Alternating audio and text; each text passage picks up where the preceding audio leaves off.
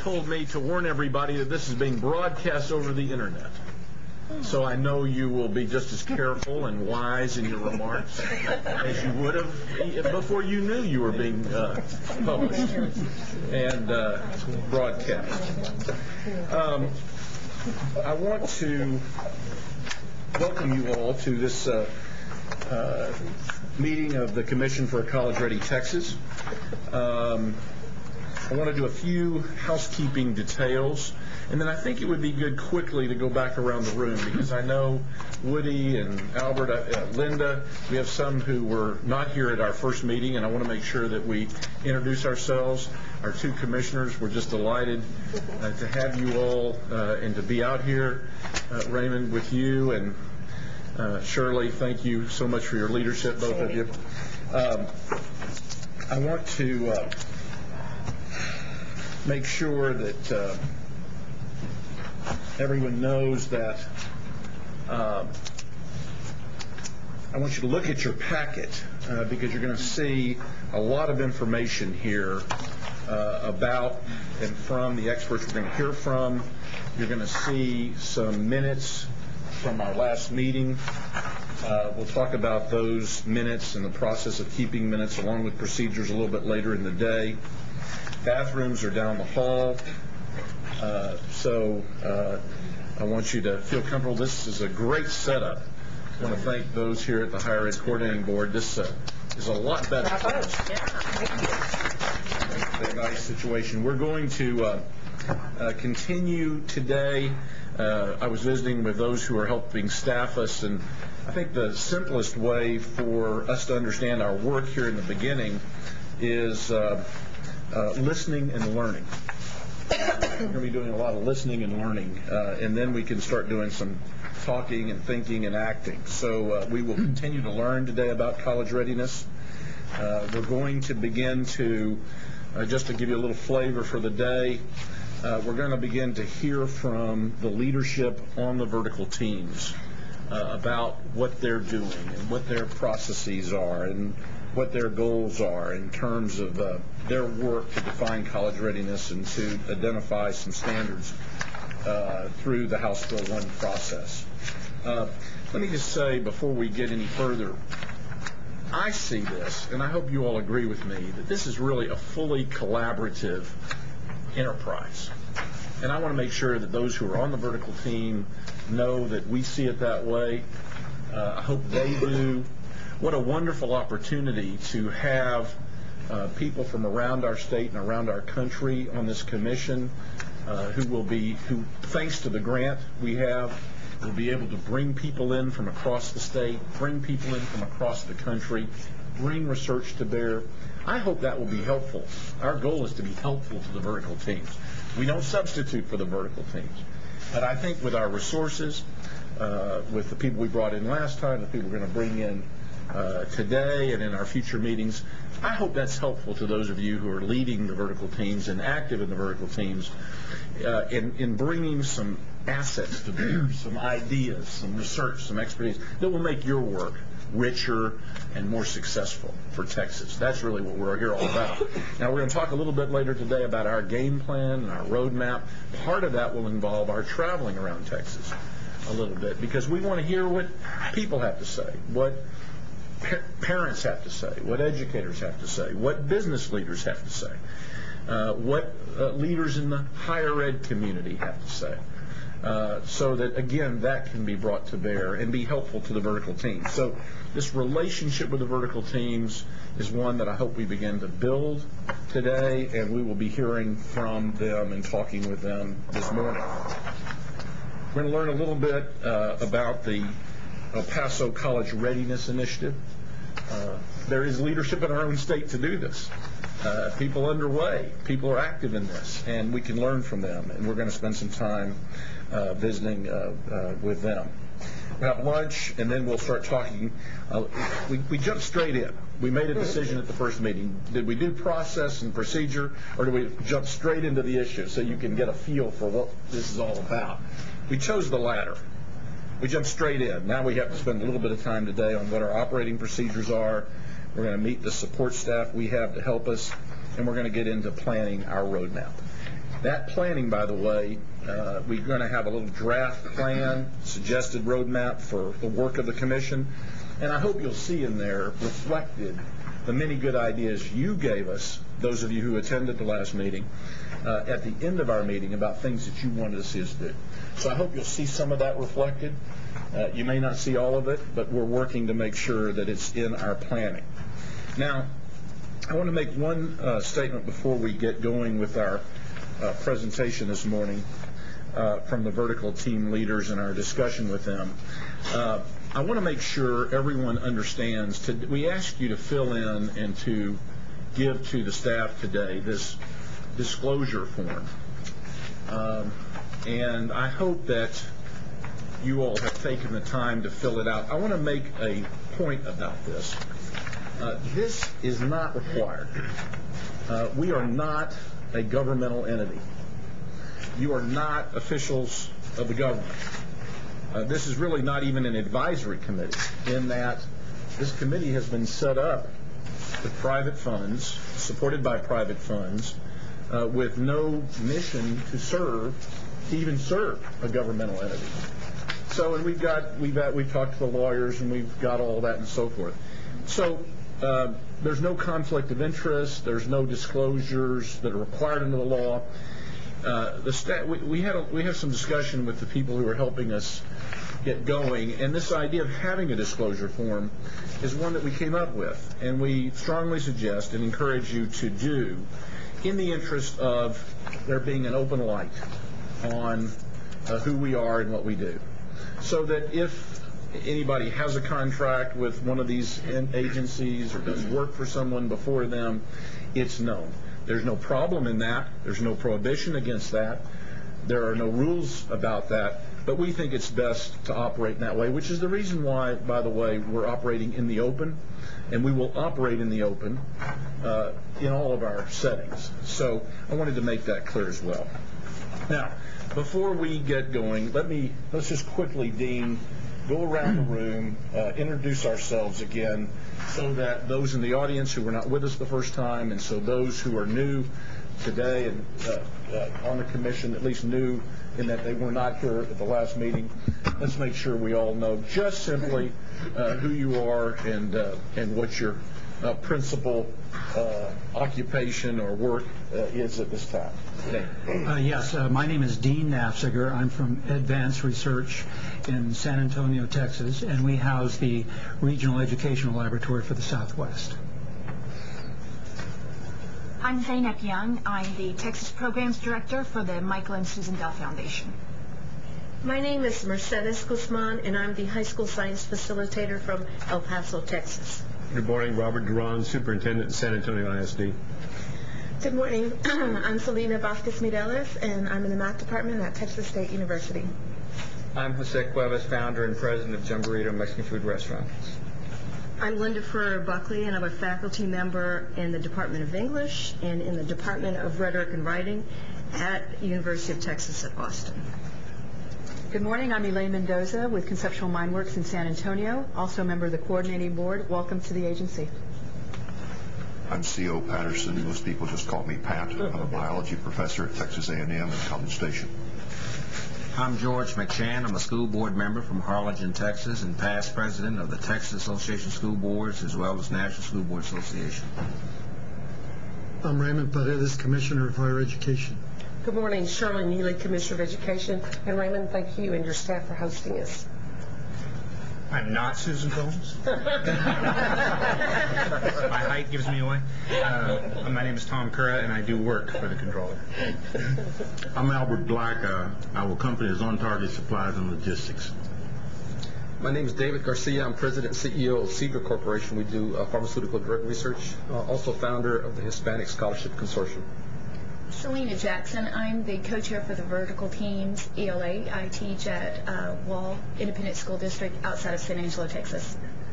I'm Woody Hunt. I'm from El Paso, currently serving as chairman of the Governors Business Council's Higher Education Task Force, and before that I served on the University of Texas Board of Regents.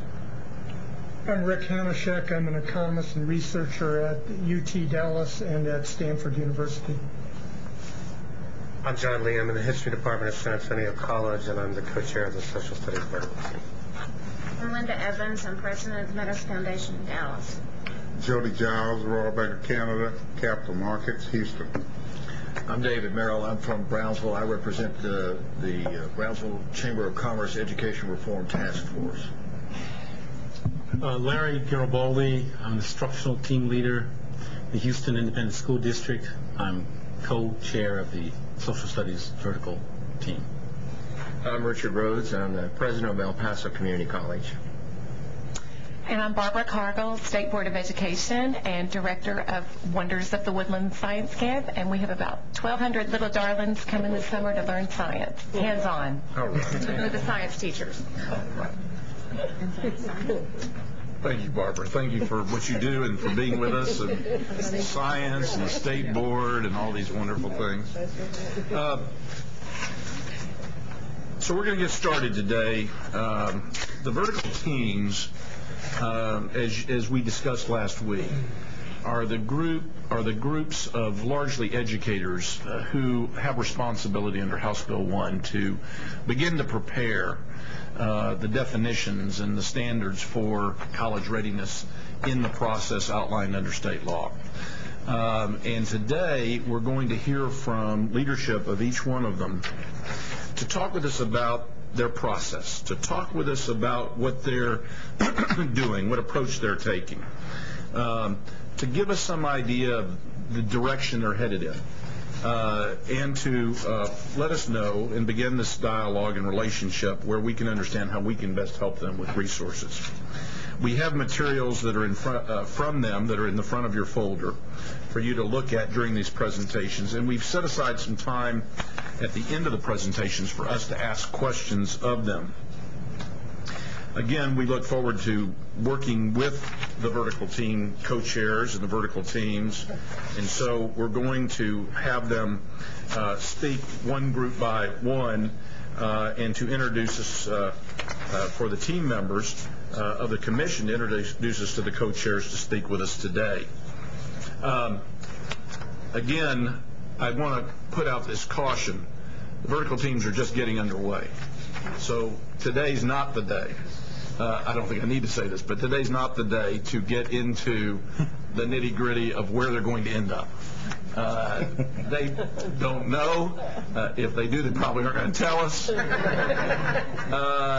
But I hope there'll be a time in almost every session we have where we have some back and forth about where we are in this process with the vertical teams, because that's really one of the places that we hope that we can help Barbara in working with all those who will ultimately be bringing these recommendations to you and to the State Board.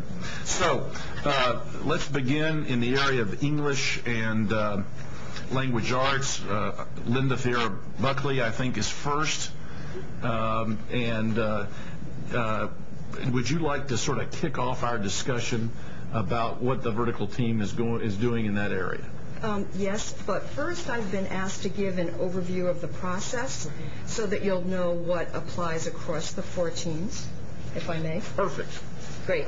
If you look at the handout provided for you of the slides, this lays out the charge that we were given and the advice from David Conley's consulting firm on education, EPIC. So these are the slides that we'll refer to. Our charge was to have a clear focus on what students need in order to be successful in their entry-level classes in college. And it's not about specific subjects per se, for example, in English language arts. It is also, it's not in other words, to be an English major, you need these skills and abilities to succeed. Rather, it is the sort of core requirements that students need when they graduate from college to be successful in entry-level college courses. There was also a very big emphasis and commitment to the notion that this needs to be a broad-based process. That is, we hear lots of feedback, and the team itself, that is, each particular vertical team, say, in social studies or in science, is comprised of 10 members, 4 of whom are from secondary schools, 6 of whom are from colleges, so that there's been a real emphasis to have a broad geographical range, diversity of types of schools, and so on. And the continual emphasis that we are to do our best to be open and to listen to one another and to our broader constituency in the state. So if you move to page 2, at the beginning, you'll see that we've been charged with coming up with the college readiness standards. And to do that, we've been given a general structure. Those of you who have seen other sorts of standards before will recognize that this particular language doesn't necessarily map onto the terminology may be different, though the process of coming up first with the big subject and then moving down into smaller and smaller grains is, in fact, the case. Now, I want to give you just one example of a big idea as a working example. And I'm going to steal something from language arts, since I think it's going to make it very easy to understand. So on the vertical team of English language arts, our big ideas are reading, writing, listening, and speaking. Those are pretty big. And so that's really the kind of level of generality. And then we move to something like organizing components. And you can understand then, for each of those subjects under language arts, we need to come up with the general aptitudes that we expect, and then to move down from there. So that's the charge that each vertical team has been given. Now, I want to give you an example of that breakdown based on feedback that we've gotten. Each vertical team has been working toward breaking down the big ideas into organizing concepts, and you'll see later that we have a timetable included here. Interestingly enough, the 4 vertical teams came up with some of the same important claims, that is, what is needed in their discipline, but each also found that they believed that these organizing concepts were crucial, critical, even foundational across subjects. The review team that took our work after meeting 2 recommended pulling out what we were calling habits of mind and making them their own domain.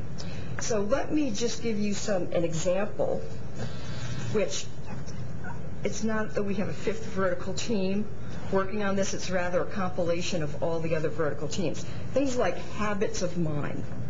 So with the big idea being, academic success requires certain dispositions and attributes that apply across disciplines and that must be taught, learned, and carefully cultivated. So the sorts of things that we're considering under that are versatility to work in groups and the ability to work alone, and when to know what technique is best. And you can imagine how that itself would need to be broken down. Study habits, which would be broken down further into time management skills, the ability to plan out and forecast, managing materials, keeping track of them, that students understand, endorse, and value academic integrity, that students understand how to analyze documents so that they know what they need to verify, and so on. Another example is research, that seemed critical across disciplines at the college level, and it ought to be something that students come in knowing at least a basic level. It would be deepened in college, but it needs to be there at a basic level. So, for example, we have gather information from a variety of sources, evaluate the validity of sources. For example, not every website should be taken with equal credibility. I suspect many of us have children who have put up a website based on a school assignment, and suddenly people write to them as the authority on genetic engineering. Negotiate conflicting data and points of view, use source material ethically, document correctly, and so on and so forth. So that's the sort of thing that we're working with, both at the level of subject and now the review team, the national review team has suggested that we pull this out and use this as something that cuts across disciplines. The fourth slide that honestly was difficult for me to understand until, as a member of a vertical team, I started doing is an attempt to show graphically how things get more and more specific until finally we get down to something that can try to articulate what the performance of the student looks like when the student has, in fact, reached the college-ready level. We've met twice already. That is, we started trying to figure out our disciplines. What are the big components? As I say, using language arts, they were reading, writing, listening, and speaking. So we spent a few days discussing that.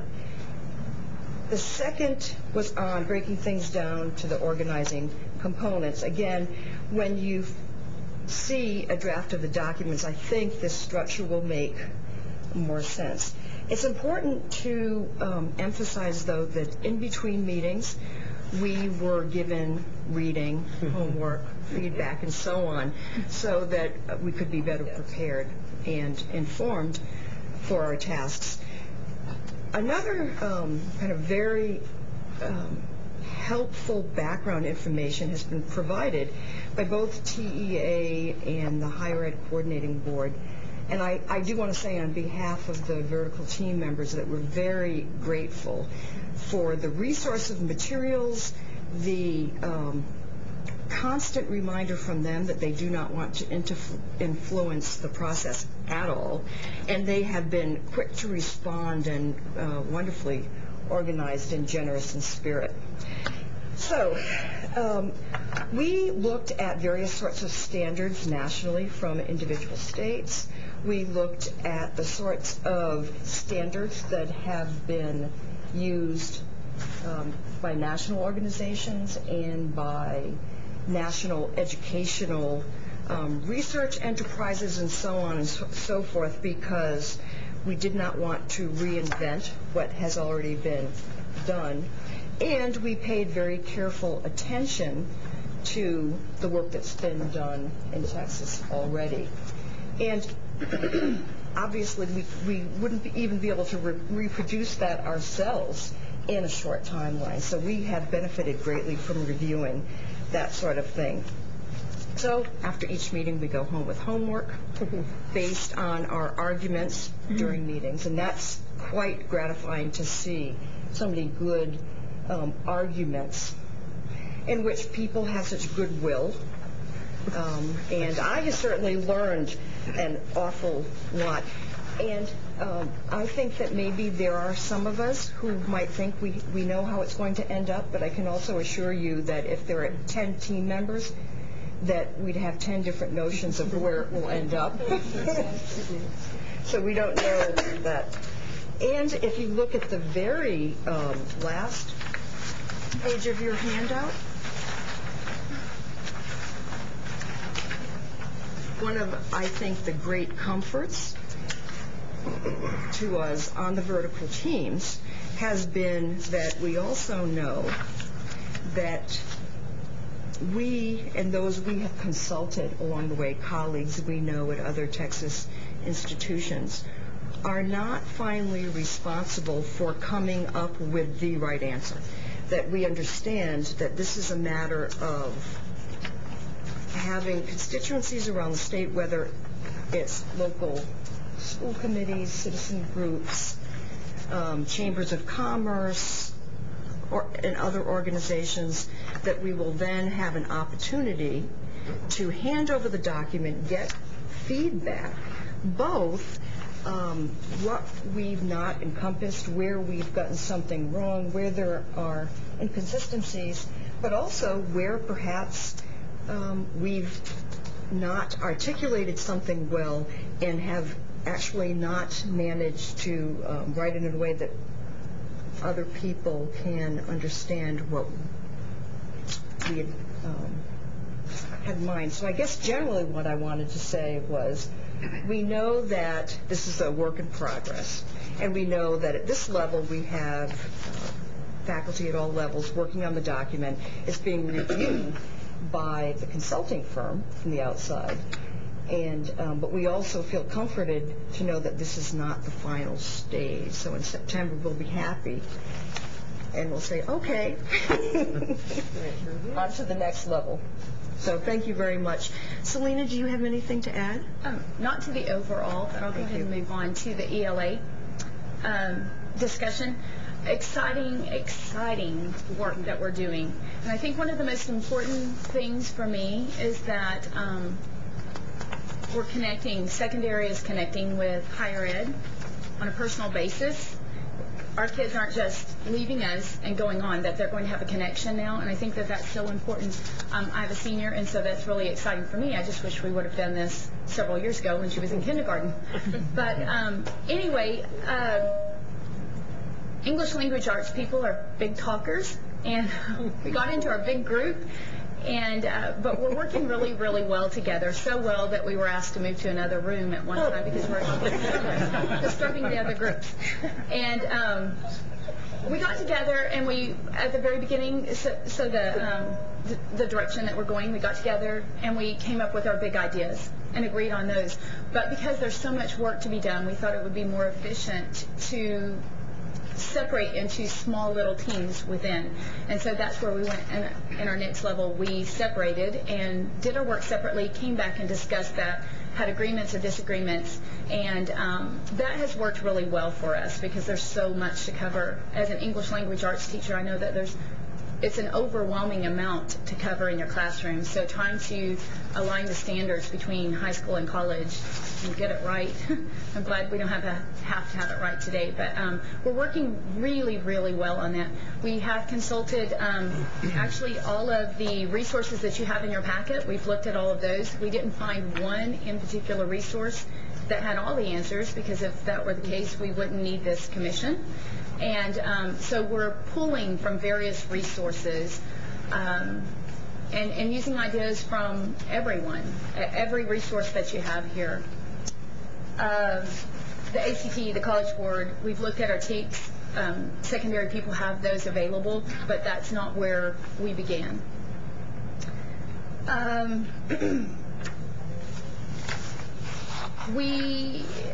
A concern for us is not the resources. We've been provided with lots and lots of resources. Anything that we ask for, we've been given. Everyone is so willing to help us. But I think one of the things that we've discussed that we thought is really important is that we're able to make connections with other educators, and not just consultants, but people who are in the classrooms doing the work, that we are able to connect with those people to see what they're doing maybe in another state, or El Paso's working on something right now, making sure that we make those connections so that we don't have to reinvent anything, that we can borrow from what other people have already done if it fits Texas. And not the whole document, but just, I just think it's so important to connect with educators who are actually doing the work.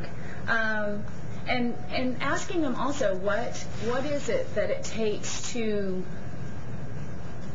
help teachers realize the importance of this, making that connection between high school and college, because really I didn't really know how many of our students were put into remedial classes until we began this work.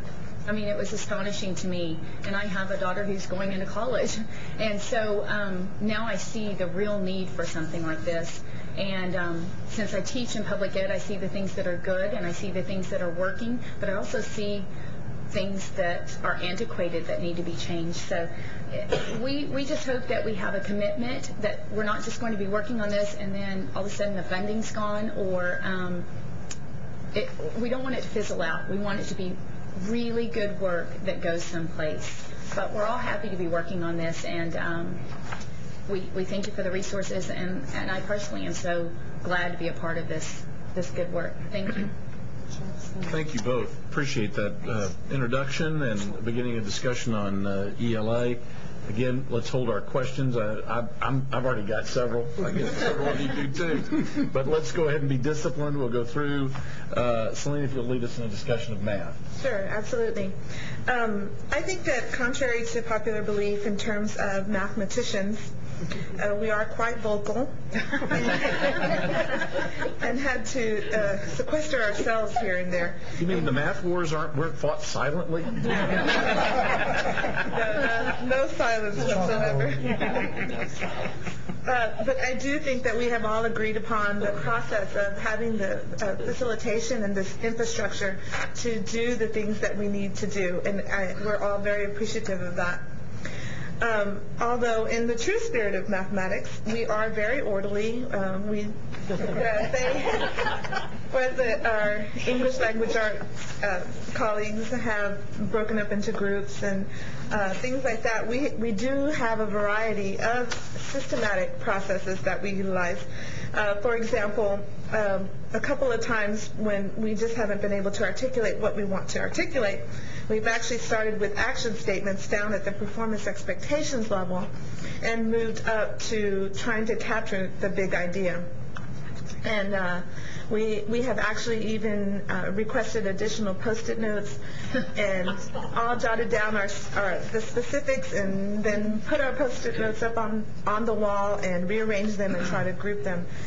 Other things we've done is we've actually utilized brainstorming. We each just say, okay, jot down five things that you think strike you when we think of this, and then we look for commonalities, for themes, for trends. And initially we were able to discern that there are some themes that we wanted to make sure that we always go back to and use for checks and balances. The idea of change, for example, proportional change, looking at change in terms of algebraic structures, in terms of slope, things of that nature. So trying to find those things and making sure we're true to those themes. I think that one of our struggles have been in terms of the habits of mind, or a lot of the standards that we've reflected on and that we've read, and by the way, we've given ourselves homework. I don't know what we were thinking, but anyway, is to try to decouple and then couple, and then actually just give way to the idea that maybe we can't make this as linear as we want it to be, but is the idea of maybe the process standards versus content standards. So that's been one of our struggles that we've been addressing and playing with, but actually having a lot of fun. As our English language arts colleagues, and as you'll hear from science and from social studies, we have referred to several types of existing standards for language, and also for validating what our beliefs are. If we think it should be this and other standards all tend to have that, then it's a sense of validation that we're doing the right thing, and that that's the process that we should be utilizing. In particular, we've looked at the Washington and Oregon. We've used those mostly, and maybe not so much some of our local standards, such as the THEA, because we found that the THEA objectives were more grounded in terms of what college students should already have versus, like what Linda was saying, what they should come to the table in order to be successful. I've really enjoyed the process, and I can say that all of my team members have felt the same, especially, again, I have to reiterate that what the coordinating board and CEA staff and EPIC have been doing in terms of facilitating, and the infrastructure has been very valuable. It has allowed us to detach from typically what happens in committees is you have to decide how you're going to operate, and then you have to actually do the work. And that has freed us to just focus on doing the work. And it has been a wonderful experience. Selena, Linda's not here today, is she? That's correct. Okay. Well, we appreciate your making that presentation, and I've got more questions for you too. So I'm storing them up. I'm banking them up. Pat, do you want to lead us through a little discussion of science? Certainly, and I'm going to ask Mercy to help me with this as well. The first thing that we should say is that we want to compliment the staff of TEA and the coordinating board. As has already been mentioned, they have just been over and above their call in providing us with every kind of support that we can hope for. You'll notice that I have here in front of me a stack of materials, and I brought these along just to indicate the kinds of background information that we've been able to pull together. The TEA staff, the coordinating board staff, helped us pull together examples of standards that have already been developed on other state levels and also at national level. We also have paid special attention to an additional series of publications, and part of the reason that we have these up here is that if any of you want to glance at them during the breaks or at lunchtime, they're going to be available. If you have not already seen or read David Conley's book called College Knowledge, I urge you to take a close look at that. That has been very useful to us as we have been organizing our thoughts. And last meeting we heard from Dr. Schmeiser from ACT. We have copies both of their National Curriculum Survey and their College Readiness Standards. Both of these have been extremely useful. College Board, through their advanced placement programs, I guess they were actually the organization that originated the term vertical teams, and we now have vertical teams guides in English language arts and social studies and mathematics. We're focusing particularly on the vertical teams guide for science, which, as it happens, was mostly written right here in Austin, Texas. It's a national publication, but the state of Texas had a big, loud voice in terms of what went into this. The American Association for the Advancement of Science has a project underway called Project 2061, and the reason for that rather peculiar title is that it began when Halley's Comet was last in orbit around the Earth, and they hope to have it completed by the time so it's called Project 61. So we have made use of all of these kinds of resources. We have also looked at the National Assessment of Educational Progress, NAEP, as most people call it, sometimes called the nation's education report card.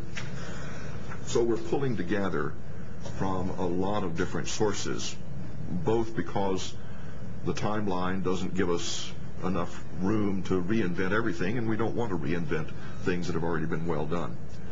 So as we have compared with these other existing standards and put together our own thoughts, one comment that I want to make, and I want to make this especially to Commissioner Neely, those of us who have had opportunity to work with the public schools know that we have an incredible number of dedicated and talented and hard-working teachers in the schools of this state. Unfortunately, those of us in the colleges and universities don't have enough opportunities to really sit down in the same room with them and say, what problems are you having? What are we doing here? There's a little bit of a dichotomy, and we're pleased that this has given us yet another chance to get together and all sit around the same table and talk about where we're trying to go and how we're going to get there.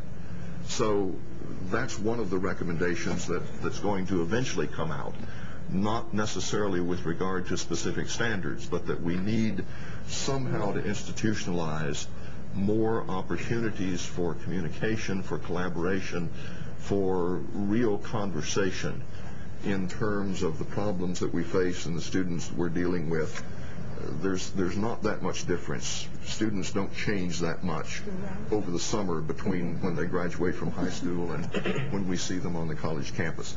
But let me speak directly to the standards that we're developing. The phrase habits of mind has already come up. We have been using something that means sort of the same thing, but we phrase it a little bit differently. We have been referring to what we call reasoning skills. In many cases, these reasoning skills are carryovers from the things that they're being taught that we hope they're learning in their math courses.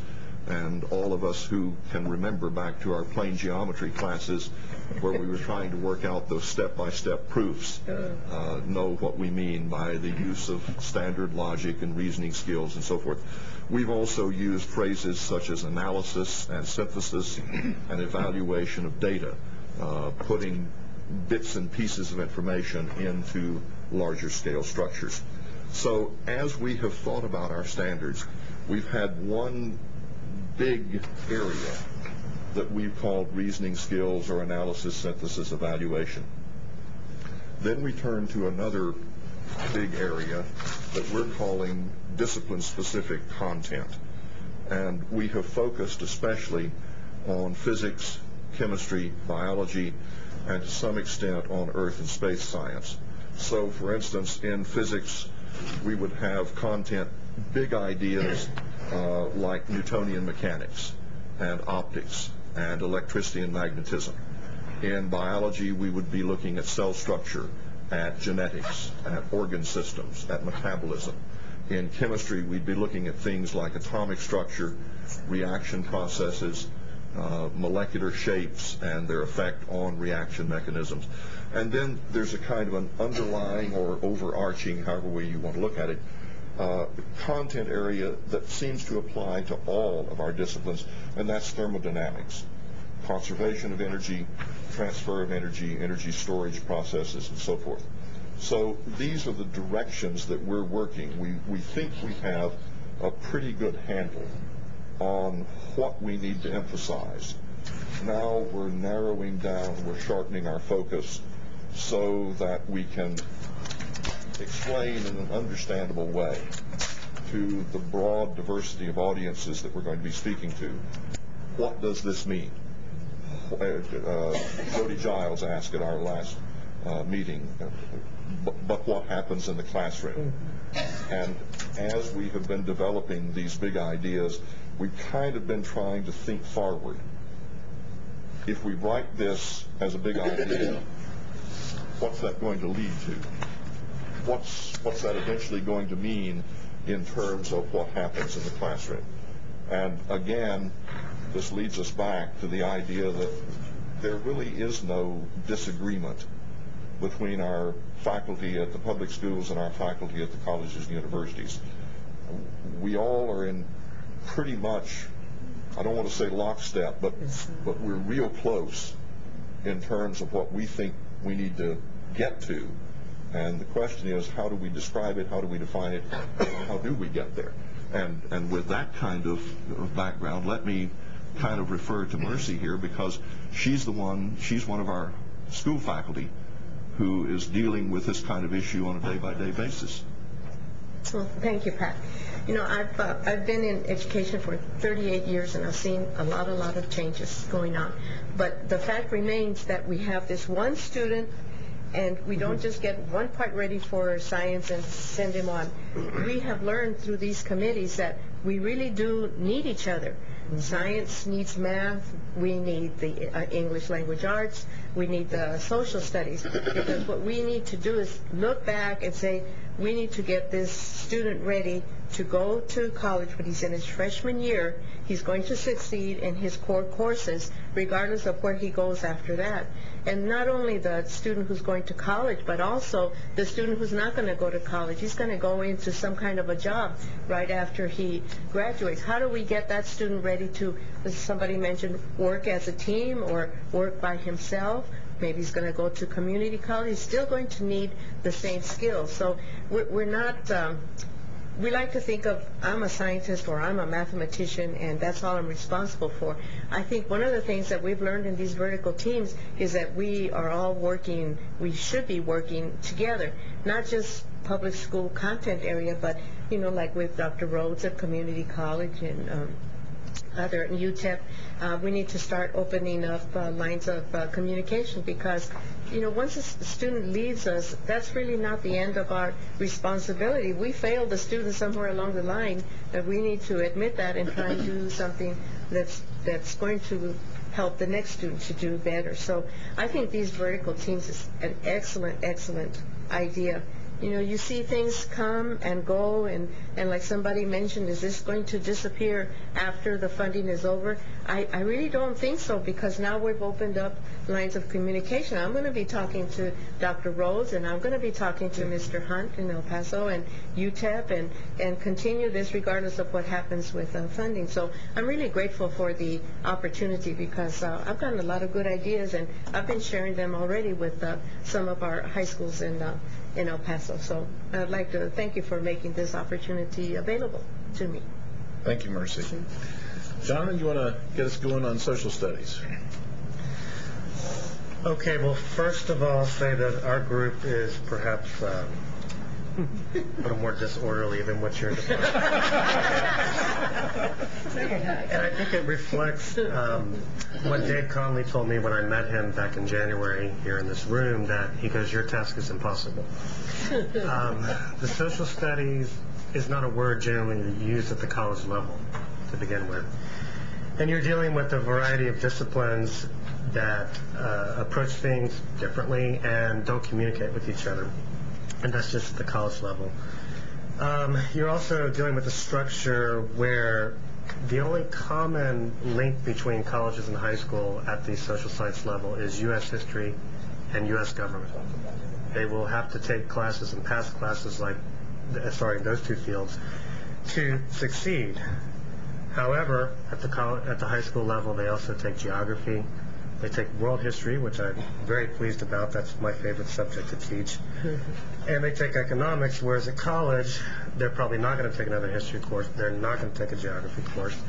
They may not take an economic course, and they're very likely to take anthropology, sociology, architectural history, art appreciation, to fulfill similar requirements. So, how do you pull all these things together? And that's our task. So far, we've been focusing on the big ideas. We've been trying to find some unifying concepts that link these various disciplines, which are not very different from these cross-disciplinary thinking skills.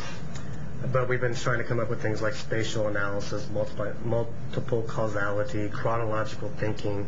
But again, these are habits of minds that will benefit them in every area. We've gone back and forth whether our big idea should be content-specific, meaning relating to each discipline. Should there be a big idea based around U.S. history? Should there be a big idea based on world history? Or should they be big ideas that link all the disciplines as best we can? And right now we've kind of got an amalgamation going on. So in some ways we feel perhaps a little bit behind, but we've got some organizing concepts, some big ideas. I can let Mary speak more on that issue, but I really like this group, and I really applaud the coordinating board. I'll speak for the college level, for choosing people primarily from the community colleges, because that's where the majority of our students go, and that's where the majority of students are going to deal with these introductory courses. And we don't really have any Tier 1 representation on our committee, and I think that's a really good thing. I think it opens up discussion. Give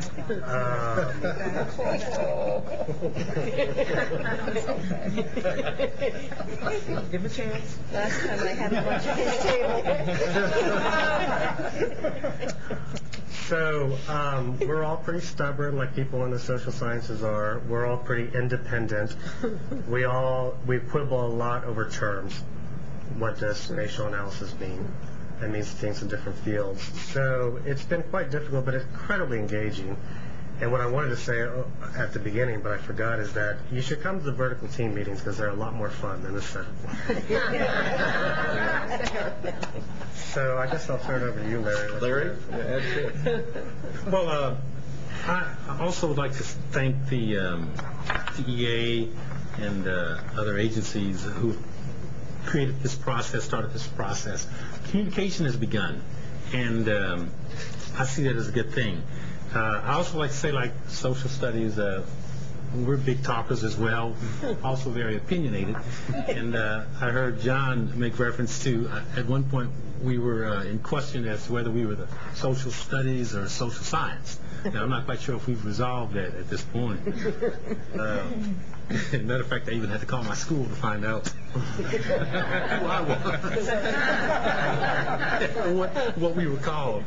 But anyway, we initially started much like the other groups, and we were given the task of creating what was a big idea. And matter of fact, I think initially we did have some issues, and I think they did revolve around the whole concept of grain size.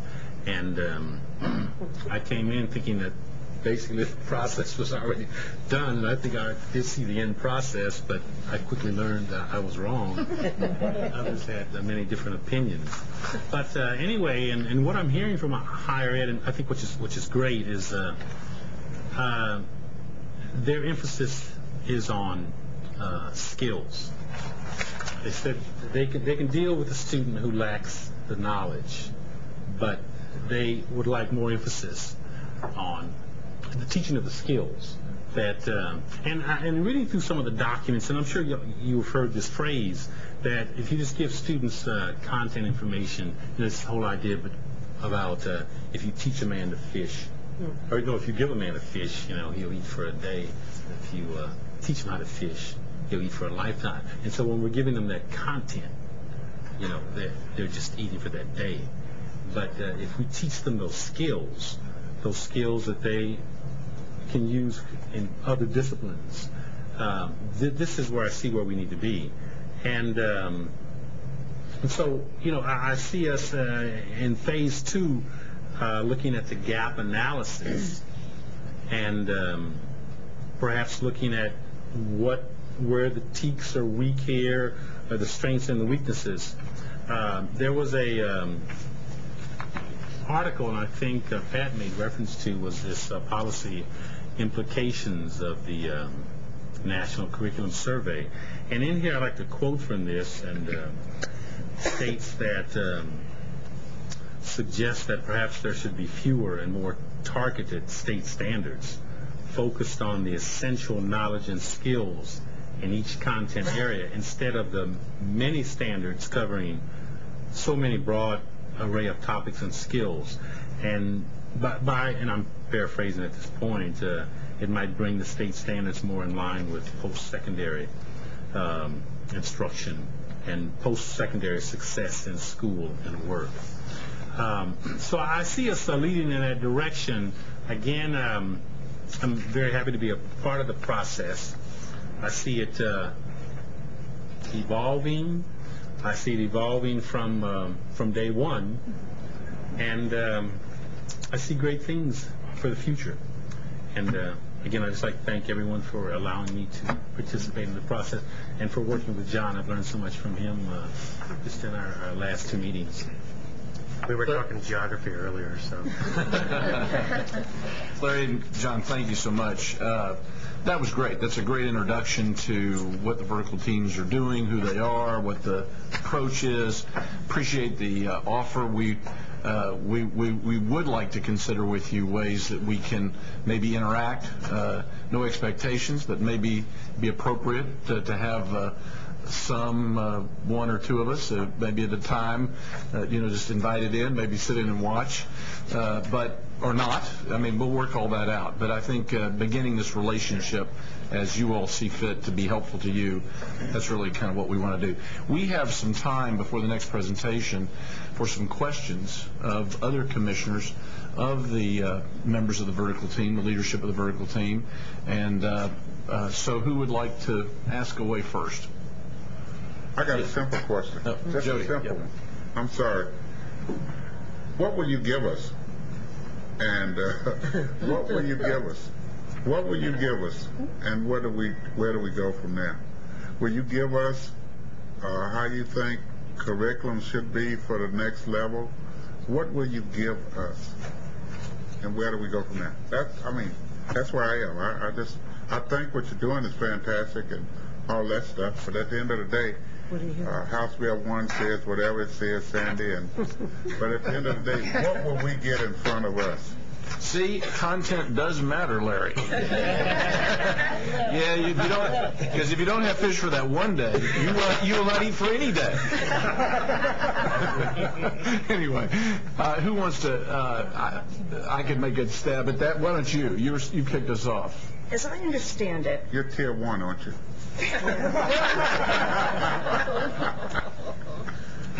We want to go not feeling tier 1 at the moment.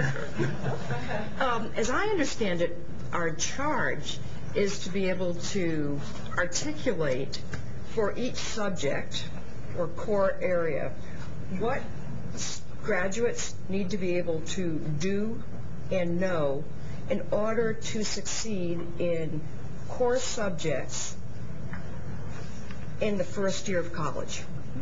So that in one way, or in every way, the primary charge is to articulate the standards that can then be shared with other constituencies across the state. That said, our hope and expectation is that we'll also be able to have recommendations that we could give to this commission to say, in order for these to be realized, here are some recommendations, because we understand that the standards do not in themselves convey what needs to be known in order to prepare students to realize those standards. I'm being sort of circular. And I wanted to gloss something that Larry said, which is this difference between skills and knowledge. As in all sorts of big concepts, these are the sorts of terms that people define differently, so I don't want us to be misleading you in any way. By skills, we don't mean something that is narrow and so specific. By skills, we mean an ability, an aptitude, a very kind of rich and challenging educational concept, what it means to be educated. So we don't mean skill in a narrow sense. I think that what we've been trying to get at is that the studies show that rather than trying to cover every possible bit of content information, that there needs to be more selectivity, and that the skills then will be learned by way of that. So we don't mean to suggest that we're not, that we believe or that studies indicate that content knowledge is not important. But the point is, I think, rather that to learn and to be prepared to think deeply, whether or not one is going to college, you need content knowledge, but we need to focus on it in a rich and deep enough way in order to acquire rich skills. Mr. Giles, I would say one deliverable would be, if you refer to page 2, a document that captures this graphical or the slide above for each of the content areas. Let me also say that I think it would be good for Jody. I think you may have left when Sharon made her presentation at the last meeting. We have this wonderful multicolored chart, which you have. It itself could be a very interesting exercise in critical thinking, social studies, math and science, logic, not because of Sharon, who, by the way, did as logical a job as possible in presenting it, but there's some very interesting higher order thinking skills required to understand where this goes. But having said that, we were able geographically, time-wise, to understand that this is sort of due. Their meeting scheduled of the vertical teams, and in the fall they will present their work, the result, the conclusion of their work, and they'll be considered by the commissioners, and then there'll be recommendations to the state board, which will begin to work on taking this and trying to find a way to put it into the standards of learning in our state, which would, of course, then affect curriculum, professional development, and the other sorts of things. Sharon, is that a good 1 minute? I would like to include the public input between the time that the draft standards and they're approved by the... Thank you. Exactly. There'll be an opportunity for public input. Commissioner Perez. Well, I wanted to make a couple of points. I hope that as the vertical teams proceed with their work, they will find opportunities to actually converse among the teams. Clearly, there are opportunities to integrate knowledge. There are opportunities for integrating the social sciences and the humanities, English language arts, which I think is critical. I think it's also very important to say that precisely because students, when they go to college, will not be taking any more courses in disciplines like geography, it's enormously important to make sure that students have a fundamental knowledge of key disciplines. I always go into a deep state of despair when I see a national poll that indicates that 80% of American adults cannot identify a rock on a map. And we know that students are not likely to take more math courses if they're going to major in English or the arts. So the fundamentals and the foundation that they get in high school is critical. The other thing that's important to take into consideration is that although we've taken a lot of stabs at correcting this problem, it is still very much the case that the curricula in higher education are very fragmented. Students still, by and large, take a hodgepodge of courses. You usually, for example, if you major in English, you take courses in periods and genres, but they don't necessarily cohere very well. And it's extremely important that the kind of experience that students get in high school allows them to put different disciplines together in a way that universities and colleges themselves don't do. But they have to have the tools to see things synthetically, because we do a lousy job of that in higher education. And although there are people like us who have been trying to address these issues for over 30 years, we haven't had a lot of success. So, thank you, Commissioner. Very thoughtful. Barbara? Oh, okay. Thank you. I just wanted to reemphasize what I had mentioned at the last meeting, and Larry hit it. I loved your fishing story. I used to fish with my dad a lot, so that was kind of cool. But we really are giving the kids way too much content. And for those of you on the commission, if you have not looked at some of the TEKs, I encourage you to go online to the TEA website and download some of the TEKs. But the good news is, and that's the Texas Essential Knowledge and Skills, right? Some people call it the TEKs, but I'm a TEKS girl, so. But I want you to know that the State Board and TEA are working closely together. There are currently, and if you look at your wonderful color-coded chart that Sharon Jackson did for us last time, I know it's very confusing, but if you look at it right now, there are teams of teachers working on the English Language Arts TEKs. And Sharon, how long, is this their second or third year? Because they did it once, and then we had those experts come in last June and said, we got to start over because they're still too long. They're not measurable. They're not grade level specific. Remember I told you I had gotten all those emails from teachers before I ever took office complaining about the TEKs and just how confusing they were, and they didn't know what kids were supposed to master by the end of each grade. I mean, that's a little important, don't you think, for a teacher to know what their students should have mastered at the end of their grade? And so, Sharon, how long have the ELAR teams been working on revising the... Okay, and I have several nominees. You know, the State Board is allowed to nominate wonderful, wonderful teachers like we have represented here to serve on those. So, but I'm a little bit confused, and maybe TEA staff or Shirley or one of you can help me. The English Language Arts TEKs are going to be implemented. Now, the State Board is going to approve them and adopt them in 07-08 November of 07. But we are to incorporate the college readiness standards and expectations into the TEKS in the fall of '07. Now, they're not going to be implemented until the ELRTs will be implemented until '09, '10. So I guess, Sharon, what we're going to do is the state board, because if you look, I don't know if y'all brought this, but for many, many years to come, we are going to be revising the high school TEKS, right? And so it's a long process. I mean, Sharon told you about that. We have to have public input. Trust me, I would want it done next week if I could, because that is how badly our teachers and students need clear and measurable TEKS. And you know why? Because that's what the TAKS test is based on. And we wonder why our TAKS test scores, you know, why kids are throwing up in parking lots and thinking they're not going to pass. And, you know, I just talked to a student in a drive-thru. I won't tell you what fast food place I ate at, but and he said that they had 80, it was Hempstead High School, 80-something seniors who needed to pass the TAKS test to graduate. They had 28 who failed again and won't walk.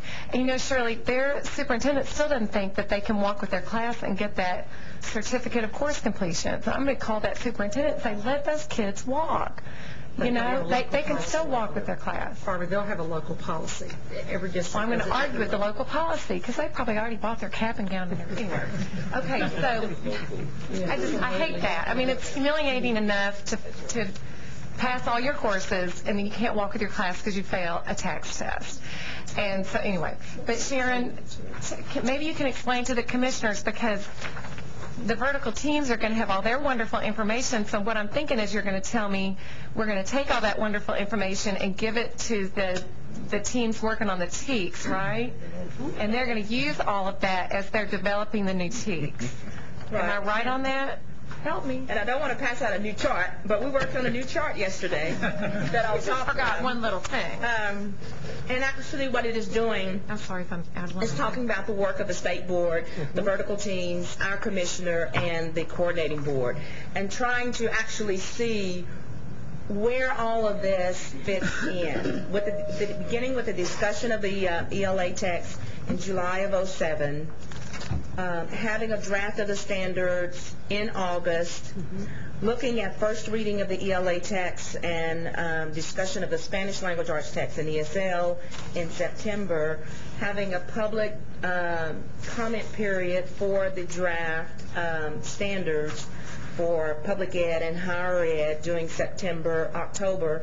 In October, the coordinating board has a board meeting.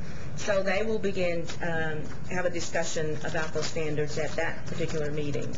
In November, there's also lots of work going on. We'll have a second reading and final adoption of the Spanish language arts text and first reading of the, ELA, for first reading for Spanish and ESL. And we will incorporate the input from the public input regarding what that looks like into the text at that time, and continue public input through December. We think that we should have, and if we need to come back in our February board meeting with the state board and do some revisions, we'll do that. But we should be finished with our public input by December, with final approval of the standards by both the Commissioner of Education and the coordinating board. So it gets kind of fuzzy around October, November, December-ish, and we're just going to have to work with that process to work it out to see how that's going to look. But we think that we can have a finished document of the text and a finished document of the standards by January and February of '08. Let us hold this. I am so glad, Barbara, that you've raised this issue, because this is the reason I was making those jokes about the coded chart. This will be a subject that we will need to get into, and we will in other of our meetings, and that is the relationship between our work, the work of the vertical teams, the work of the two commissioners, the work of the coordinating board with the State Board of Education, with the public input, in terms of bringing these ideas, this knowledge, these decisions about college readiness into bear, bringing them to bear in the standard setting process, bringing them to bear then through the standard setting process into curricula, teacher skills and knowledge, interventions, and the actual work that takes place in the classrooms across the state of Texas. It's going to be complicated. You've just heard a little bit about how that might work on English language arts. But there are going to be issues with respect to the already adopted math standards. And there are going to be issues with respect to social studies and science. And that is going to be something that we're going to have to think about. I don't, if you've got Advil or Excedrin, we'll have plenty of it on hand for you to have that during the course of our work. Let me ask one question of our 4 teams, and I want this to be brief because I want there to be another question. We are not pointing fingers. This is not about blame. This is not that so-and-so failed to uphold his or her end of the deal. So I want to be clear about that. This is just an analytical question of each of the 4 teams. Quick, first impression. What, in your mind, when you got, as you've gotten into this, what is the area that worries you the most in terms of the gap?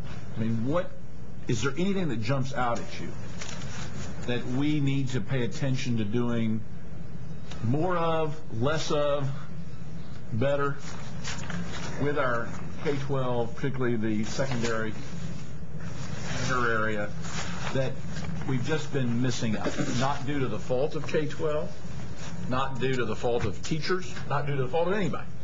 Just what jumped out at you in the vertical team, or was there anything that jumped out at you saying, aha, this is finally the time that we're going to do X? What is X? Yes. I know it's always been in my mind, not just when we met with vertical teams.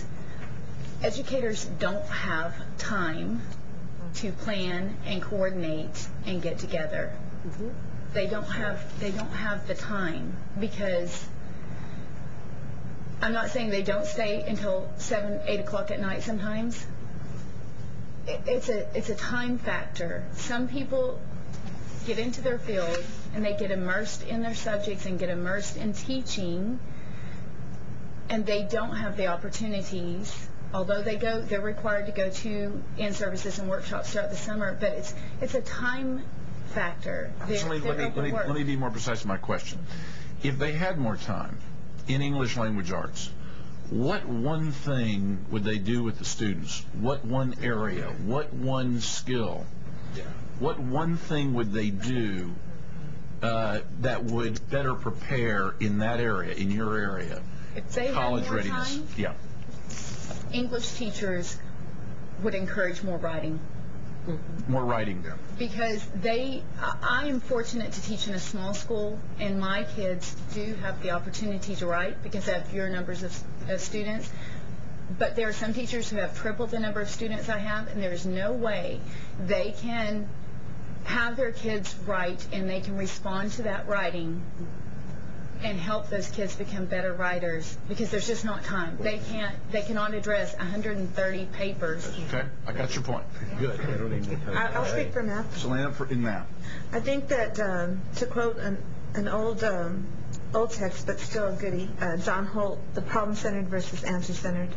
I think that moving from just saying what the answer is to justifying, seeing mathematics, and I think that captures all the different processes: connecting, communicating, problem-solving, reasoning. So the spirit of understanding what a problem is and how to solve it. Okay. Pat, anything that you want to share with us? Things from the point of view of science. One is what's already been alluded to. We're inundated with factoids. And it's all too easy to think that if you just memorize an endless and ever-increasing list, that's all that's necessary. And in fact, if we minimized the list and focused more on how do we use that information, that would be a big step.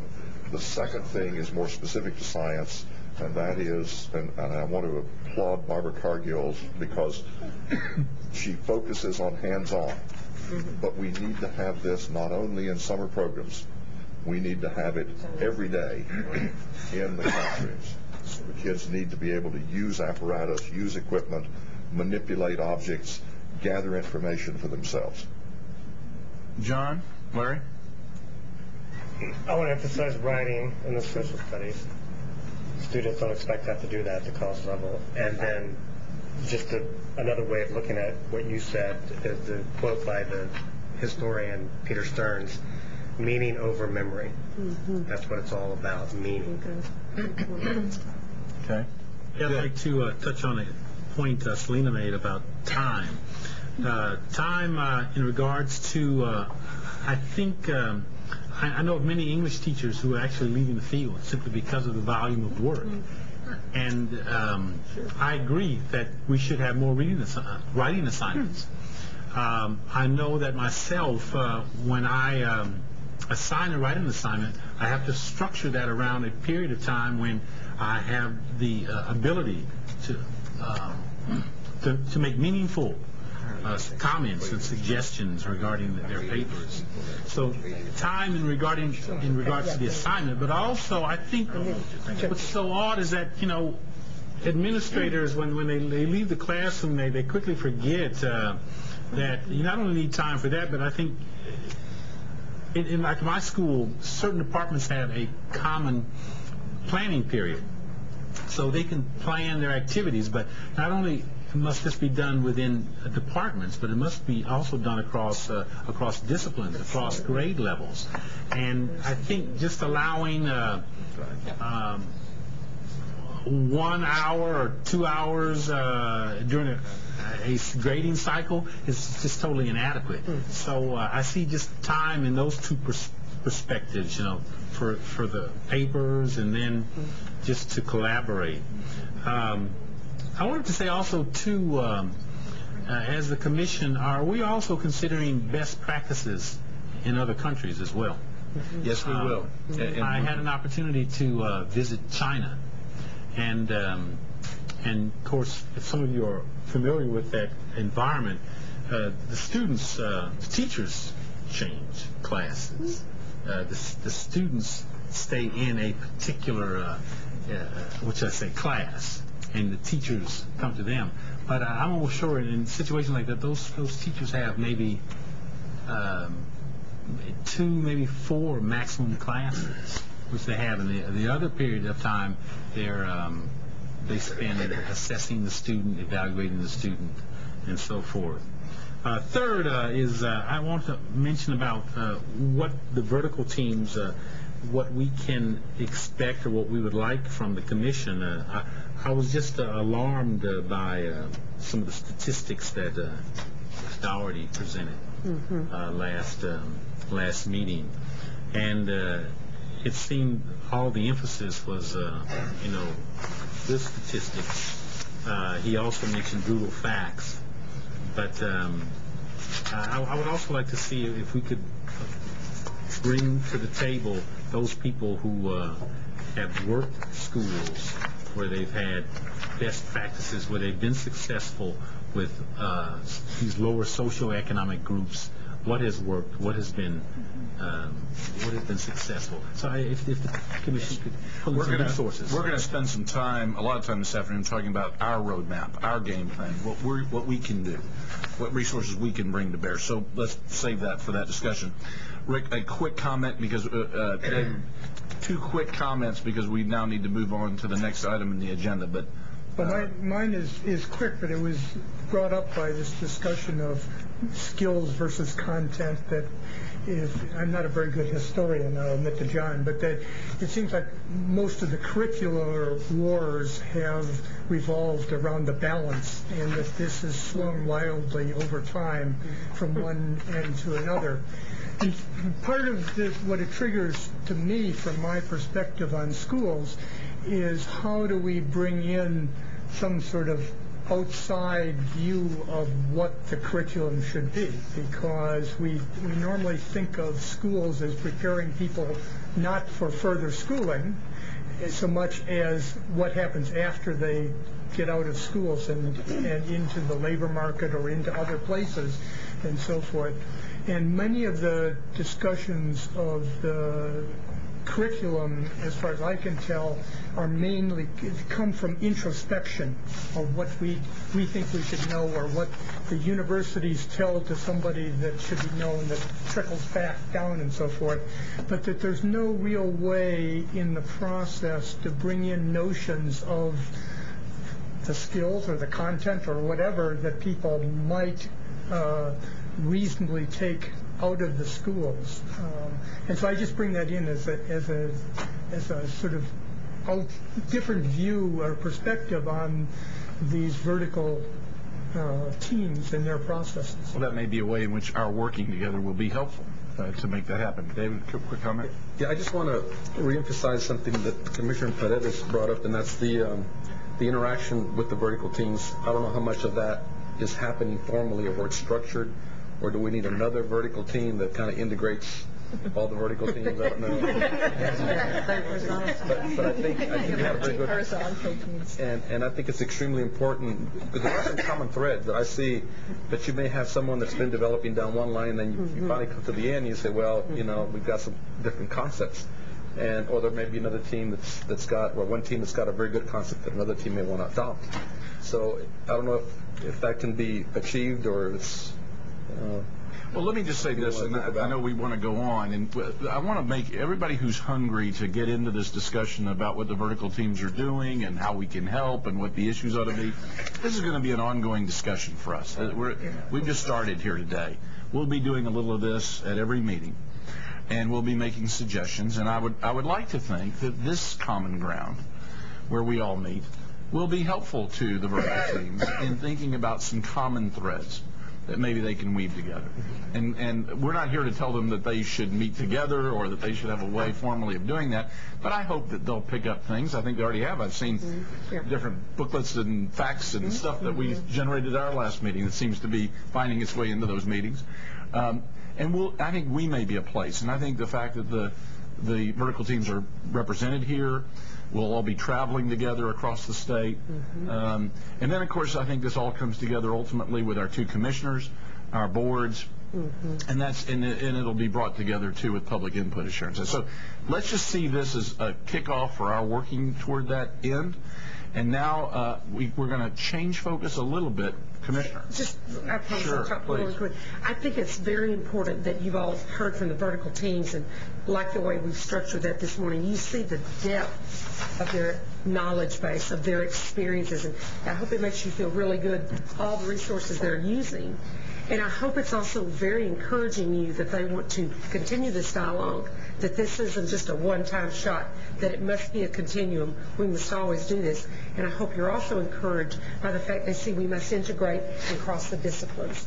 We need to do that. But educators from P through 16, pre-K through 16, we don't ever let go of anything. And we must practice what Sir Giovanni calls organized abandonment. You've got to have fun. Like Pat said and like Barbara said, with science, we've got so much content. That's why I said in my remarks at the first meeting, we're doing what no other state would dare to do. We are saying enough is enough. Let's stop the craziness. Let's have some organized abandonment of content. What are those essential things that students must know? And I'm telling you, these vertical teams, just from what you heard from them today, I want you to have the confidence in them they can do that. And they are very open to you attending the meetings. And they'd be absolutely thrilled if you could attend at any and all of the meetings and give input. Thank you so much, Commissioner. That's great. Let's move on. We want to change direction a little bit. This subject came up in our first meeting quite a bit, about developmental education, about the challenges in the first years of college with respect to the needs that youngsters have for developmental education. So we're going to have a presentation from David Gardner, who's the Deputy Commissioner for Academic Planning and Policy here at the Higher Ed Coordinating Board, about developmental education in higher education in Texas. And so we really look forward to the presentation and learning now a little bit about the problem and about what's being done in Texas with respect to developmental education. David? Great, thank you. I'd like to point out to you that what you received earlier is not what you'll be hearing today, though there is some vague resemblance that's being handed out to you right now. Let's go on, Mary. What I'm going to really talk about is a little bit different than what you've been talking about earlier. I should say throughout this I'm going to be talking about meeting standards. The standards are based simply on tests that are given, and some determination was made at some point if students scored at this level that they did not have to go through developmental education in Texas. So it's different, it's less meaningful in some ways than what the vertical teams are talking about, and I suspect that these standards will change in some significant ways once the work of our vertical teams are done and once the work of this commission is completed. So what we're going to talk about now is first-time in college students. Now, for us, that's an important distinction because in colleges, as you know, we don't have the traditional students. We haven't really had traditional students for many years, so one could say that students who come at various times in their life is maybe the tradition now. If you're at A&M, once you do something once, it then becomes a tradition. Well, I don't know. I've got 2 degrees from A&M, and I think my experience is what seemed to do it. But we're talking about first-time in college students here, which means they haven't been in college previously. They're coming in, but they're coming in at different points in life. Some are coming directly from high school. Some are coming in at mid-age. You'll always see an article about someone who is just graduating. They're 75 years old, and they may have started 40 years ago, or they may have started 4 years earlier. So we're going to have to make some distinctions in that. I know that your concern is going to primarily be those who are coming from high school most recently. So we're going to emphasize that today, and that's going to leave out a fair number of students. To begin with, let's just give you some sense of what's happening based on the testing. And this is just one fall. It's a year ago, and we had almost 195,000 students enroll in our Texas public colleges and universities in Texas. First time. Now, within those first-timers, I have to say some of them may have been enrolled in dual enrollment courses in high school. But not really until they've been admitted to college or really enrolled do we count them as first time in college. So you need to bear that in mind. Some of these have actually taken courses from community colleges, and many have taken AP courses. Now, of those students, about 99,500 have actually met our readiness standards in math, reading, and writing. So a little bit more than half. I think that's about 51%. But nearly 95,000 did not meet our readiness standards in at least one of the areas, whether it's math, reading, or writing, and required some form of developmental education at our colleges. To break that down a little bit earlier, if you looked at those fall 2003 students, you see how many were distributed amongst the levels. If you look at that community college number for a moment, the 127,000, about half of those students will be part-time students. So one thing that's embedded in this is we have both full and part-time students, although they are first time in college. And there are some differences in those groups, and we haven't broken that down today just because of time, but I want you to remember that, especially as you look at the community college numbers.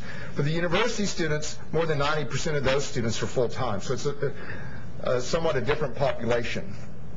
And you can see that reflected in the numbers in terms of meeting the state college readiness standards. Nearly 80% have met those standards. Now, here you see the breakdown according to reading, writing, and math. And we talk a lot about math, and as you can see, we have our greatest numbers of students needing some form of developmental education in math. I don't think any of you will be surprised by that, or really much of what I'm going to say today. I caution you as you look at writing. I was listening to the groups talk about writing earlier. To meet our standard here, I don't think is anywhere close to the standard our committees are going to expect in terms of writing when they're done with their work. I just want to emphasize that because throughout this you will see that we have more students meeting college readiness standards in writing. That's a very basic standard of writing. It's essentially writing what I would think of as a memo one could understand of a couple of paragraphs. So bear that in mind as we go forward. Of course, more than 30% of our students at community colleges need some form of developmental education in math. For those of you who aren't familiar, our state and technical colleges, those schools are the Texas State Technical Colleges, which emphasize technical training primarily, typically critical areas, and they're 2-year Lamar campuses. They have the first 2 years, not community colleges, but they're similar in that they just have the first 2 years of college. Now, another thing I want to focus on, because our concern is students coming out of high school, of course, and this gives you a sense of the first time in college students, where they come from. So you see it's a little bit more than half as you look across sectors. So when we look at slides later where we're separating that out, bear in mind that a little bit more than half of our students in whatever sector are coming directly from high school, and universities is about 90%, community colleges, remember, about 50%, different population. Generally speaking, I'll just start out with this. We like to emphasize this because when Closing the Gaps was developed, one of our basic strategies was to make the recommended high school program the default curriculum. We could see then, and we're glad to say now, you're less likely to require developmental education based on the exams if you are enrolled at least in the recommended high school program or above. That's maintaining. This breaks out for you by the basic sectors, 4-year institutions, and we're talking about just publics here, and 2-year institutions. How many students meet the state requirements? Well, you see it's close to 80% in all areas for our 4-year institutions. It's below 40% for community colleges. Now, bear in mind, a first-time college student in community colleges might be 50 years old.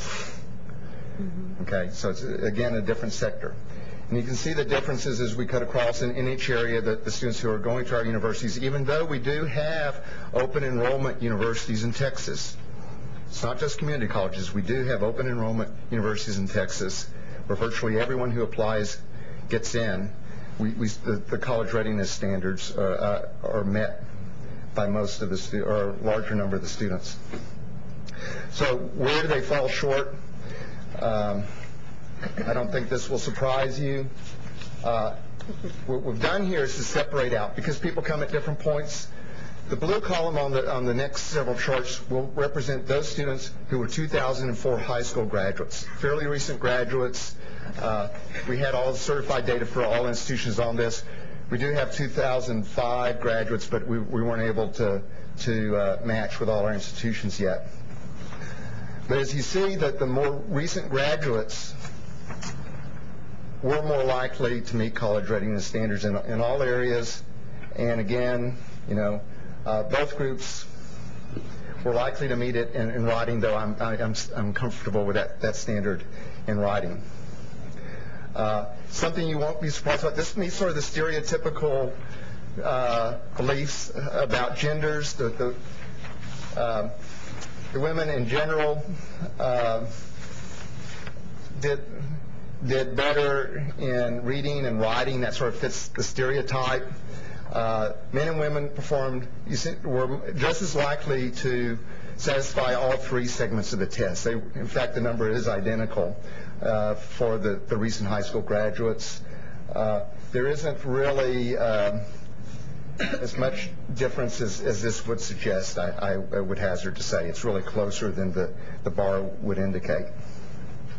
If you look at it by ethnicity, unfortunately we still have what we've seen over the years is the African American population is falling much shorter, whether they immediately graduated from high school or whether they graduated at some other point in time. And that gap is much wider than it should be.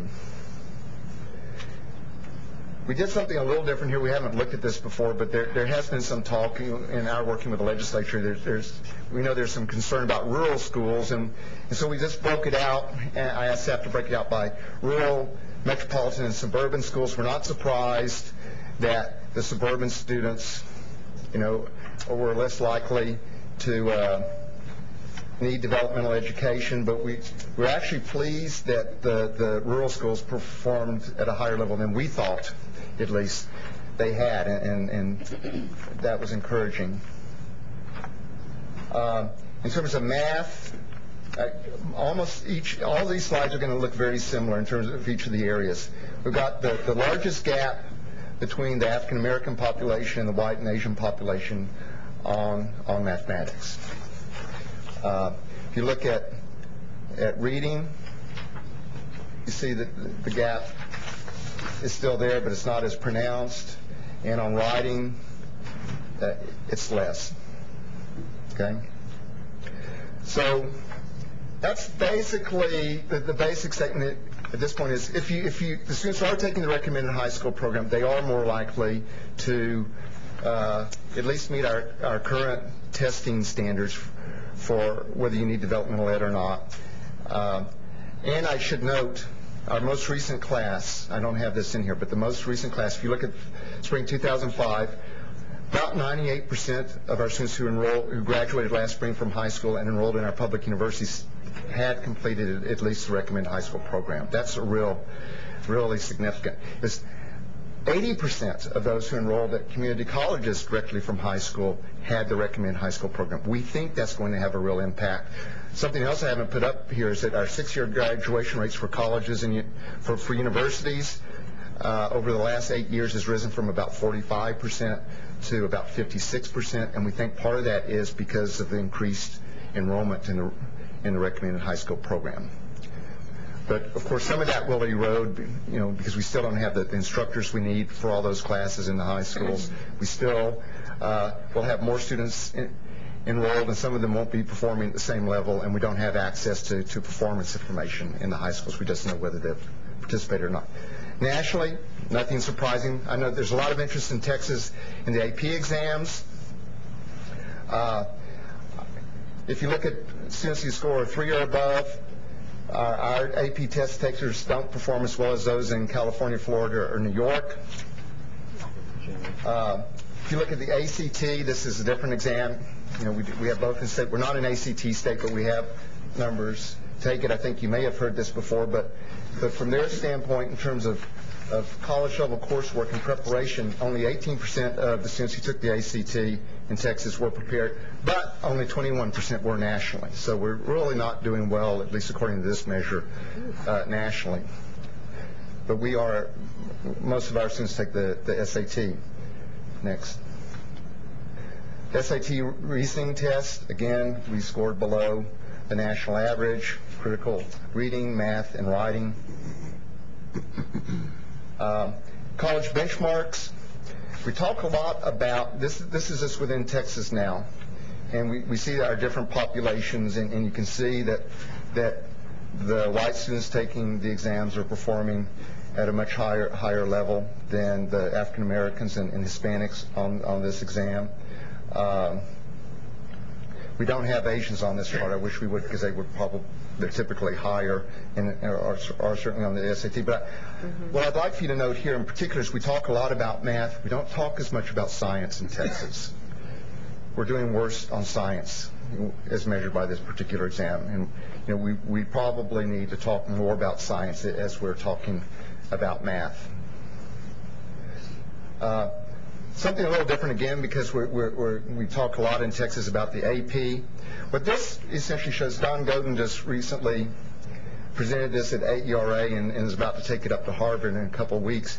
But he looked at students who, and their SAT scores, and whether they took at least one AP exam. And what he found was that first-year students with a similar SAT, if they had scored higher on any AP test, they have a higher grade point average as a freshman.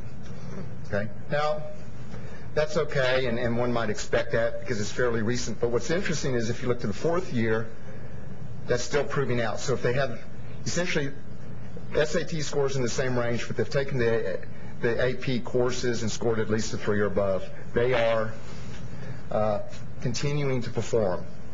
The question comes up, how much of it has to do with motivation? Well, we don't know. They haven't all been tested. Motivation has something to do with all students' performance, aside from just strict ability. We have to remember that.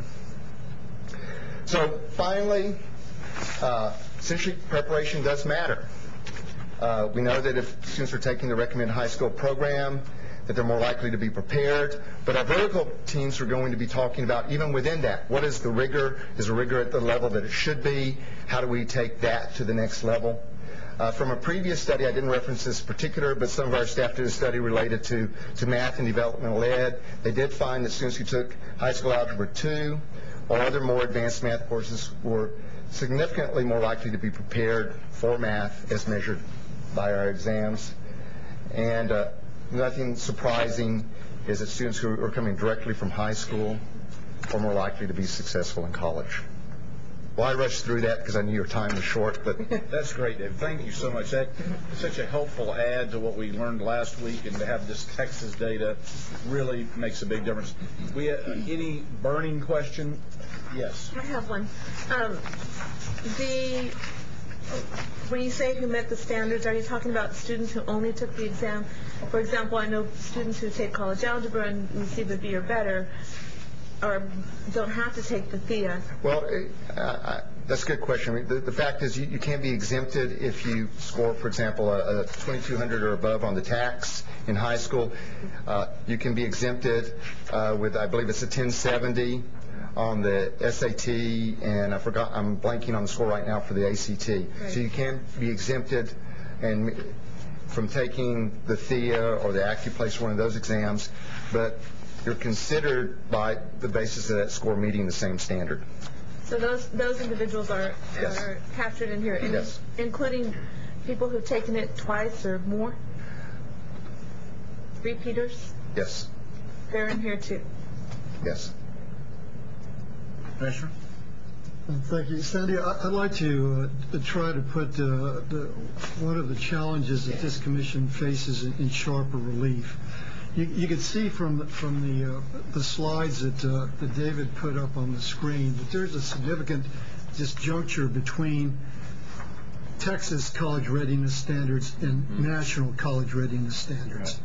And I would argue that if you look closely at the ACT standards, particularly in the discipline I know best, English language arts, they're not particularly rigorous. And I've had this conversation with ACT people that the college entry-level courses that I'm familiar with, those standards would not get students ready. So I think the ACT finding that only 18% of Texas high school graduates are college ready across the board is very critical. I would also say that one of the responses in Texas, and I think this is true nationally, and I'll cite a study in a moment that demonstrates the point, that one of the responses of Texas colleges and universities to the poor preparation of so many of their students has been to dumb down the curriculum. It's something that we don't talk about very much in higher education, but there are a growing number of studies that show that that's the case.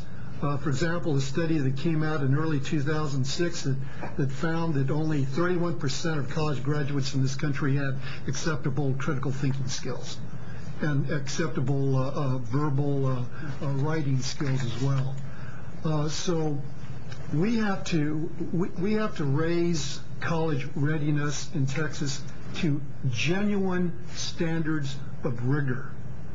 And then we have to make sure that when these students get to colleges and universities, that we preserve the integrity of AA degrees and the baccalaureate degree, because right now the quality of those degrees and of training in higher education is declining. Not good. Very, very important words. Thank you, Commissioner. We have a challenge ahead of us. Speaking of challenges ahead of us, I had the experience not too long ago, great good fortune to be hosted in El Paso by my friend Woody Hunt.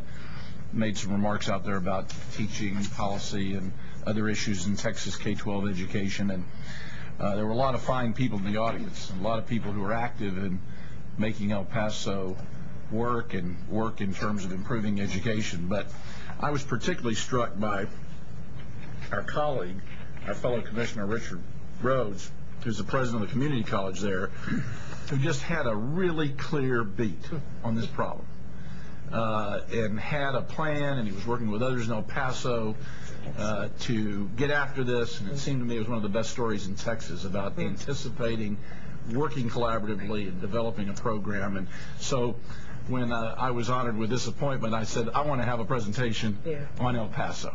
So let's go now to, if you haven't seen what it is, let's see what one of our communities and some of our leaders are doing. And Richard, if you would, I know you've got some presenters, and tell us about the El Paso initiative. In El Paso, we have a rich history of collaboration among pre-K through 16.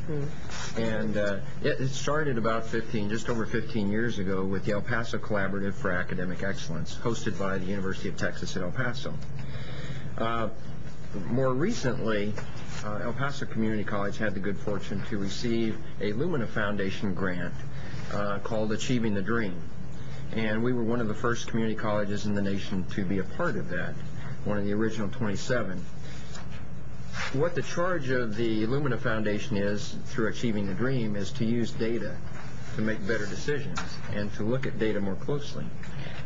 One of the first things that we decided to look at was how people were placed who were coming to El Paso Community College. Were they placing into developmental courses, or were they college ready? Some of the data that you will see causes concern. And what we did is we took that in El Paso as an opportunity for us to work more closely together and to better understand our students, to better understand the tests, the placement test, the tax test, how they're correlated, and to work together. We called a meeting of some of our community members, along with our superintendents and the University of Texas at El Paso president and provost, and El Paso Community College, and we said, there's an issue here, and we need to better understand it. And we cannot afford to point fingers at anybody, because that does absolutely no good. And matter of fact, if you want to look at this data that we're about to show you on acupuncture placement, if you want to point fingers, we have a bank of laptops right outside the room, and every one of us can walk out there and take the acupuncture test. And then let's see how many of us sitting around this table place into developmental math, reading or writing. I said, I'll be the first to admit I'll be in developmental math. And I was a good math student, but I haven't used it in quite some time. And so that kind of sets the stage for where we're going with this, because immediately what we had with our business leaders in the room, our superintendents, our university people, the community college people, all of a sudden they were engaged in what we call courageous conversations, because they understood, and I've never seen such a high-level group of people that immediately started looking at their shoes. But what we're here is to take a look at some data. We're using data to create these courageous conversations, to create the dialogue, and to begin to create strategies collaboratively to address these. And that's what we would like to present to you. Our College Readiness Consortium actually is a spin-off of the Lumina Achieving the Dream grant. And you'll see what the composition is, but I'd like to introduce the three sectors from El Paso who are going to present to you today. Dr. Dennis Brown is our Vice President for Instruction, Chief Academic Officer at El Paso Community College. Along with him, he is the co-chair of the College Readiness Consortium, along with Dr. Richard Jarvis, who is the provost from the University of Texas at El Paso. But presenting with Dennis today is Dr. Maggie Smith, who is the Vice Provost for Undergraduate Studies and the Dean for the University College at UTEP. And the other sector represented is our public school friends, and that's Dr. Richard Bentley, who is a new doctor by the way, from a Tier 1 institution located right here in Austin, Texas. He is the Associate Superintendent of the Division of Academics, Ysleta Independent School District, one of the 12 school districts that we work with in El Paso. And I will tell you that all 12 of those school districts are very engaged, and we couldn't ask for better partners. So I'll turn it over to Dr. Brown. Thank you very much, Dr. Rhodes. I noticed that it's right 12 o'clock straight up, and I don't know whether to say good afternoon in Austin or good morning in El Paso, since we're an hour earlier. But Hey, good Dennis, morning and good before afternoon. you start, let me ask our social studies partners here a content question. You bet. Is El Paso closer to San Diego, California, or Houston, Texas? San Diego. San Diego is the correct answer.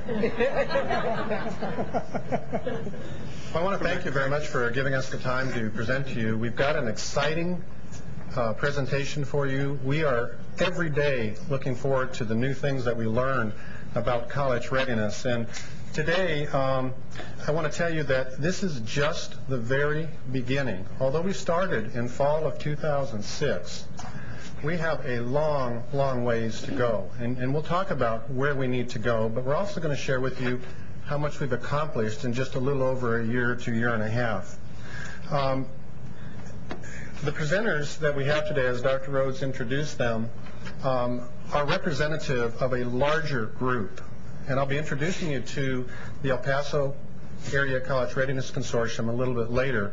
But we're so fortunate to have these great partners. And I don't often use the word pinnacle, but I'm going to use it today because I think in terms of collaboration, El Paso has reached the pinnacle in this initiative, and we're absolutely very excited about it. I want to kind of give you just a brief overview so you'll know what to expect, and then I'll begin my presentation, and then I'll pass it on to my colleagues today. We presented to you in the folder that was handed out our entire PowerPoint presentation. Towards the end of the presentation, there is a website that you can go to if you have any interest in getting the electronic version, and also if you want to share this with anyone else, we'd be happy for you to do that. We received 13 questions from Mr. Kress that we are going to be sure, as we present today, that we respond to those, and I'll tell you why. Every single one of those 13 questions was right on target, absolutely right on target. Just a brief little background into El Paso, because El Paso is very unique in the state of Texas. Some numbers that probably may not surprise you, maybe some of these will. We've grown rapidly and continue to grow in the new decade of 2000s. Our population is very, very large, and that estimate was just in 2003, so we're much larger today. We are not a wealthy community at all.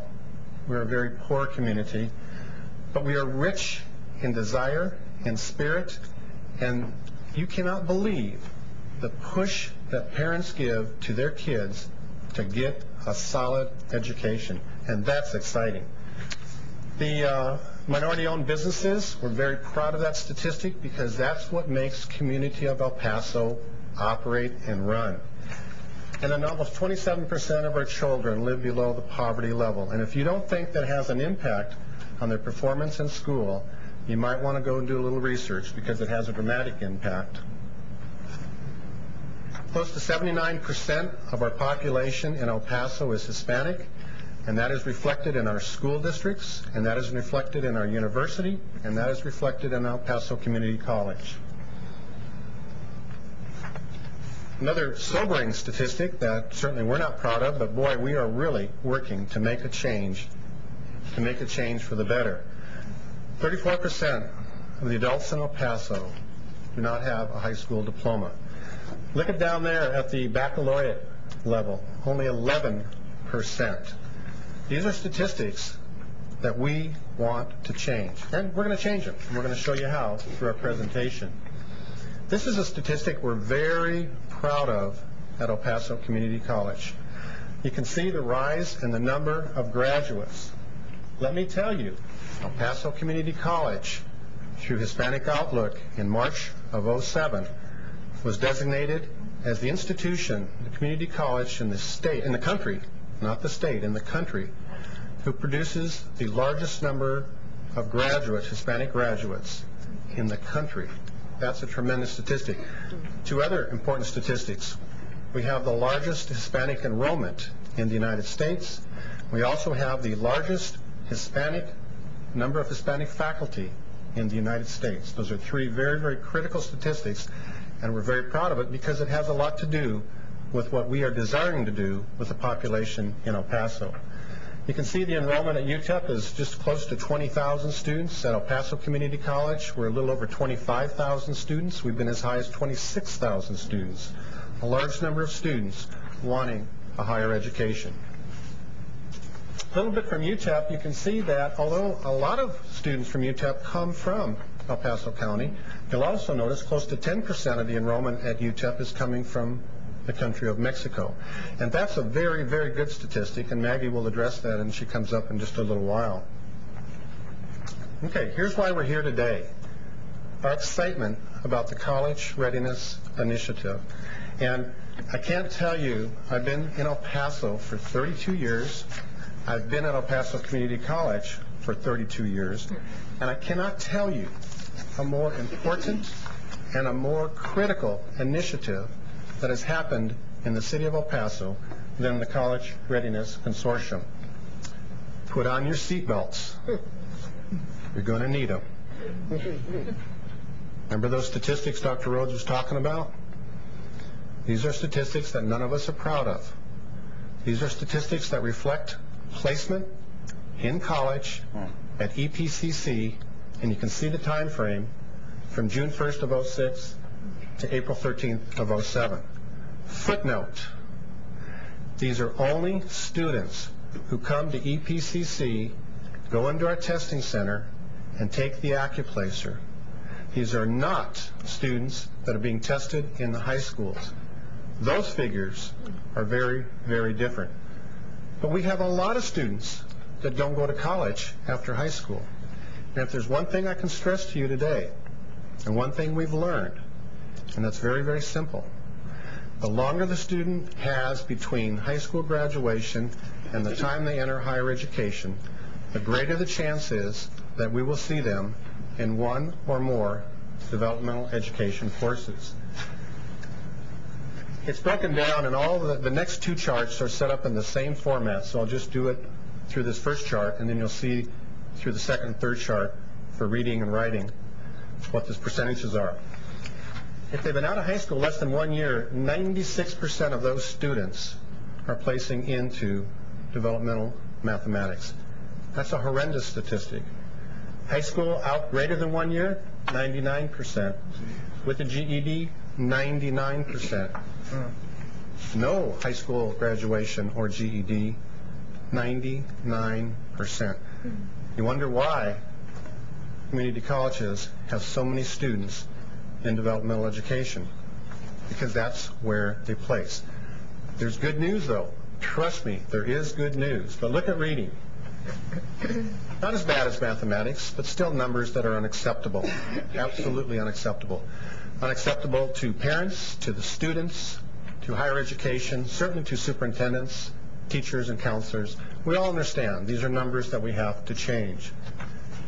I was a little bit surprised, but I shouldn't have been, that students were doing better in writing than they were doing in reading.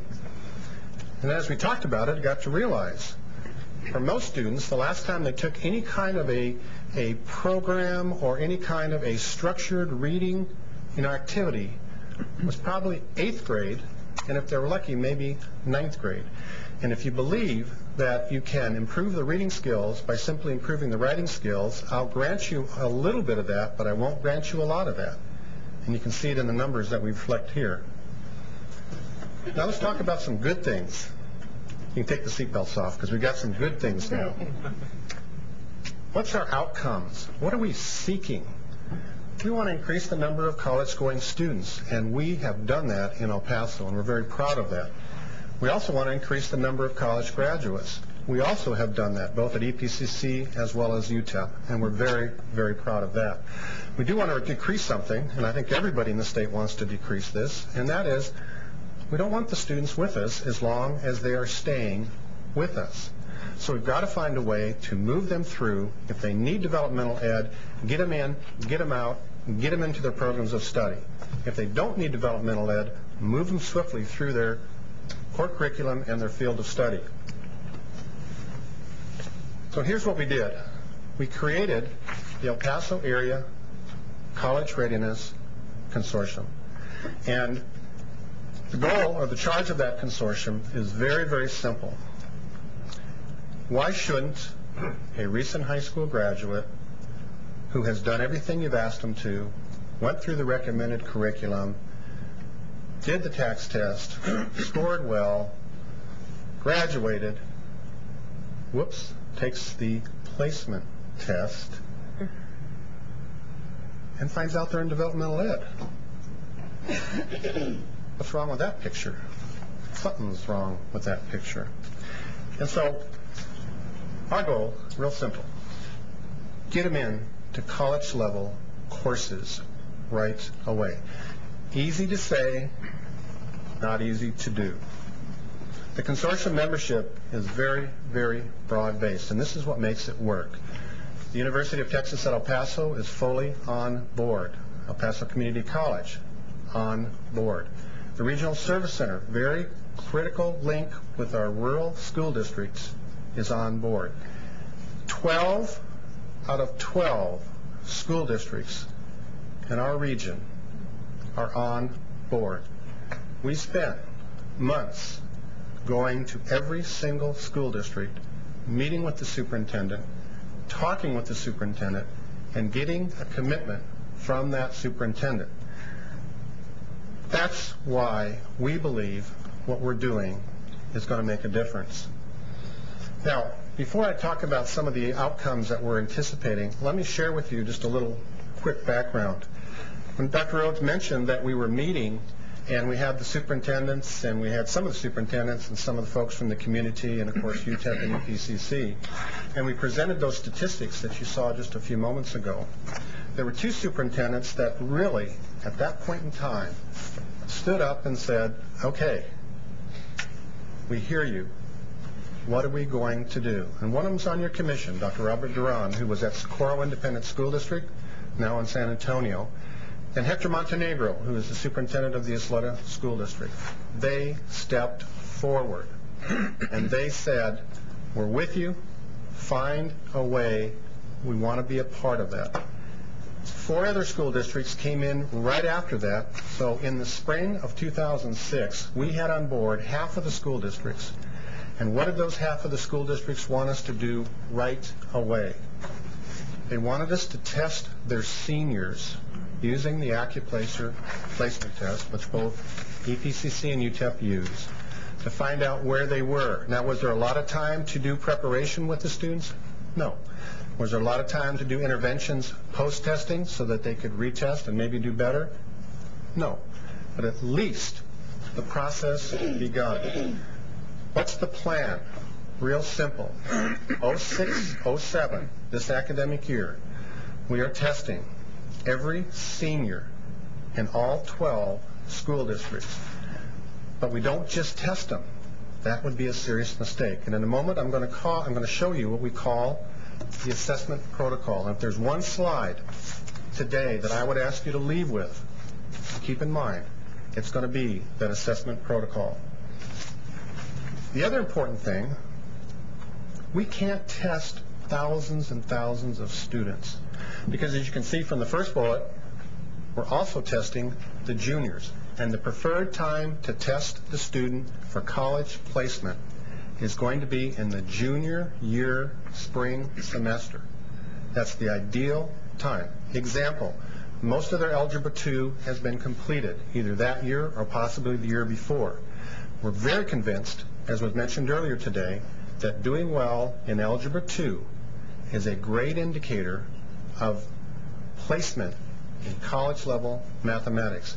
And if the state does move forward with the end-of-course exams, you're going to find that Algebra 2 end-of-course exam is going to be the critical determinant as to whether the student's ready for college-level math or not. But we needed the school districts to help out, and they did. They are becoming their own AccuPlacer test sites. Cost nothing, not a penny. And what they can do then is they can set their own test dates, their own test times, they use their own computer labs, and it's made a big difference in our ability to do thousands and thousands of juniors and seniors. We do the seniors in the fall so that there can be interventions and retesting as necessary. We do the juniors in the spring so that there could be retesting and then interventions as a follow-up during the summer and the following senior year. And in some cases, as you'll see with Isleta, even doing the juniors in the fall so they'll have more opportunity to get their scores improved. And most importantly, and you'll see this in a slide in a moment, dual credit classes. Don't forget about dual credit. They're critical. We have compiled a pretty good cadre of strategies and interventions for students. And we are going to be sharing that and be happy to share it throughout the state. But we're still working on it. We're finding out what works. And you're going to hear from Rick Bentley in a little while some things that Isleta has done that have absolutely made a difference in the students' ability to be college ready and perform well on the placement test. This is what it's all about. We would like to have a lot fewer students in developmental ed. But let me tell you, we're never going to have a situation where there won't be any students in developmental ed. As long as students do not graduate from high school, as long as students choose to do something else after high school, they're going to come back to us, and unless something happens with that student, they're going to end up in some type of developmental education. We've got a plan for that also, and I'll share that with you in a moment. So here's the important question, and this is the question that everybody should be asking. It's not what the student didn't learn. I will tell everybody in here today that in those 12 districts, they're working as hard as they can to teach those students. I will tell you that today. I don't know if I thought that 3 years ago. I'm not sure I thought that 2 years ago. I just wasn't sure what I thought. But I will tell you that today. They are learning. So what's the problem? When you sit them down, as Dr. Rhodes said, go out there to those laptops that are sitting out there in that room next door, and you sit down at that laptop, and you did no preparation. You just sat down there. We're going to have a lot of people in developmental education. How many of us have done fractions and ratios, recently? You're going to do good. We're not going to do good. So here a parent calls and says, my child just took calculus and got an A in high school. And they took your placement test and they ended up in a developmental math course. Can you explain that to me? Yeah, actually I probably can.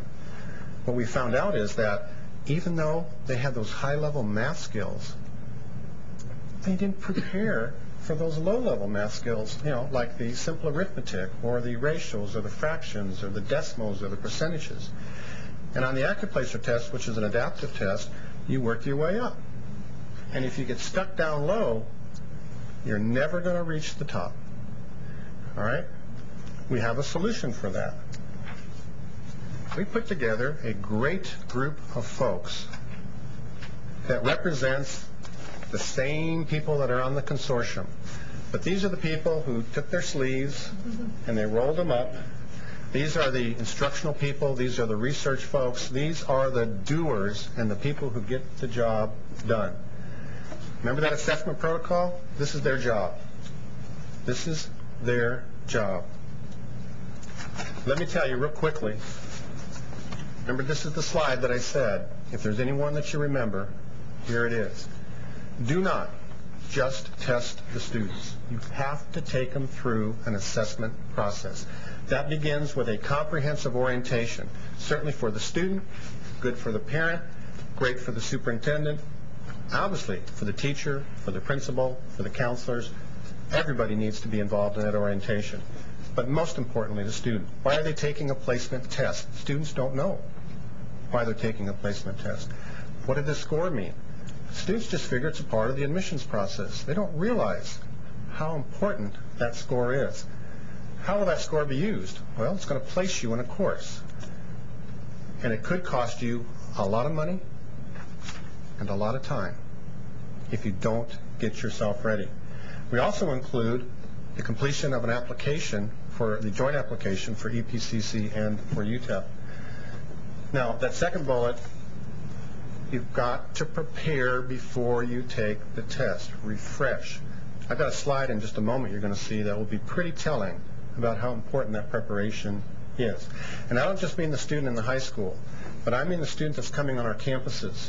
Higher education has a responsibility to inform the students about what this is for, how it's going to be used, and how they can get ready.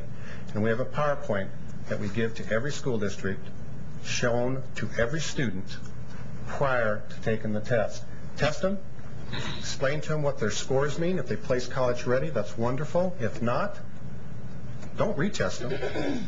Provide them with those post-test interventions, that whole cadre of things that the student can do. And it can include things like tutoring, it can include workshops, it can include online coursework, practice tests. That's what makes up the cadre, both for the preparation but also for the intervention.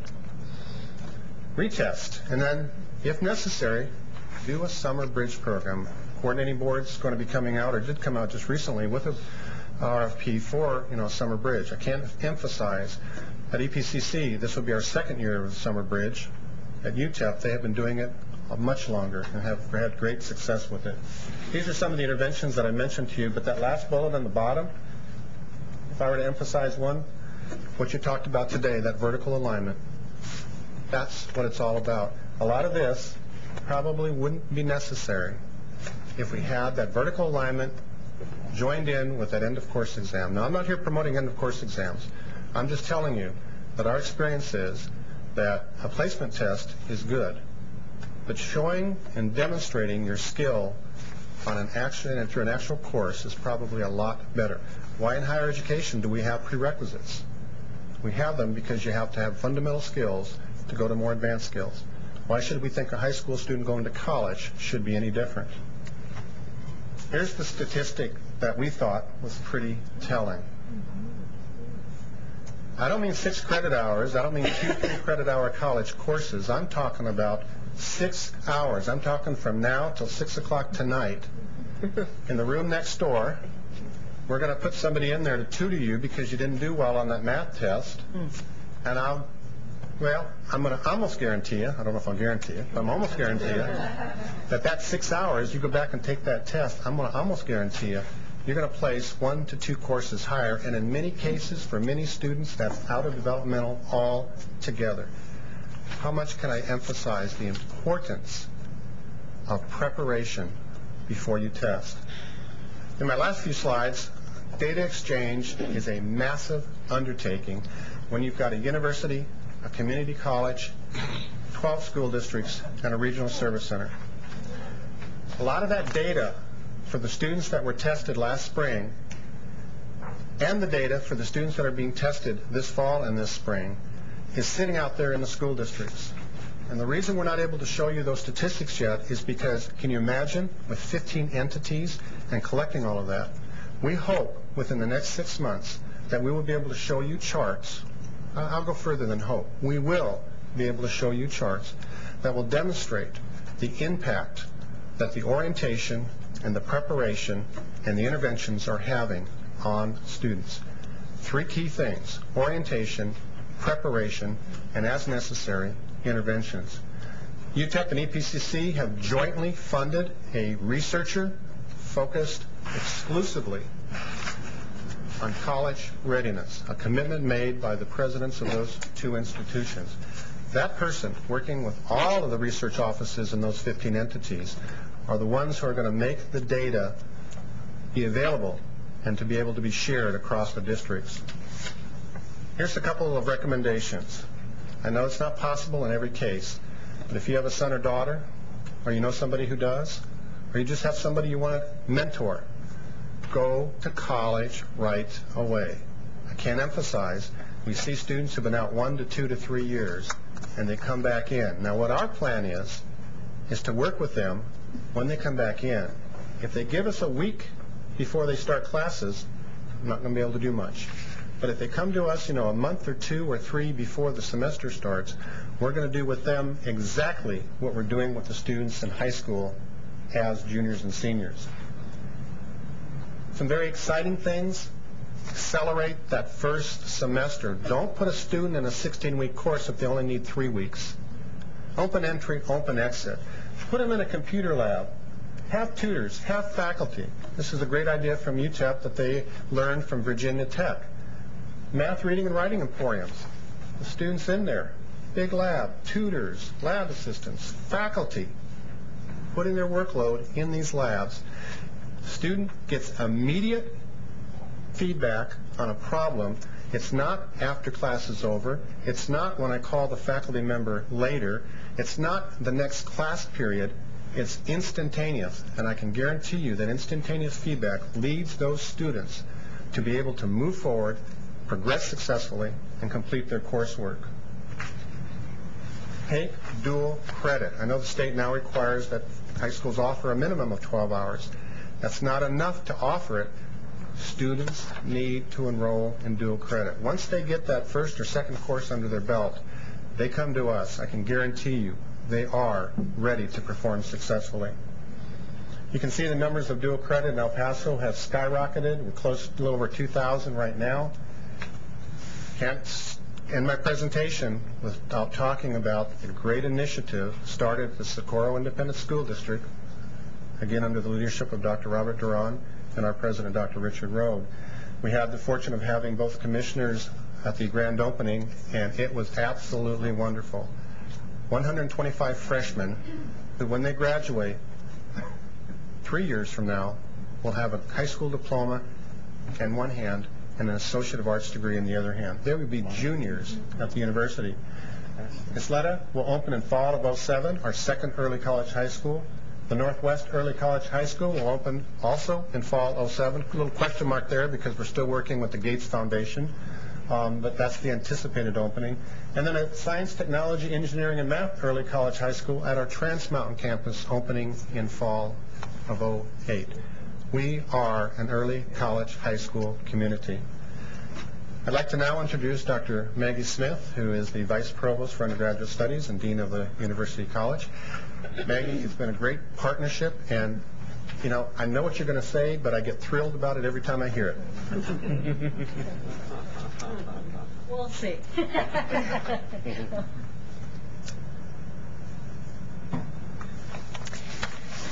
Yes, it is a thrilling partnership, and I have to say Dennis and I have worked together maybe a decade now, close to it, in one way or another in El Paso, and it is a thrill to share such enthusiasm for educating the students in the region, and to set aside where I work, who I work for, what my job description is, and think all of us work for the students and the good of the region and the good of the state.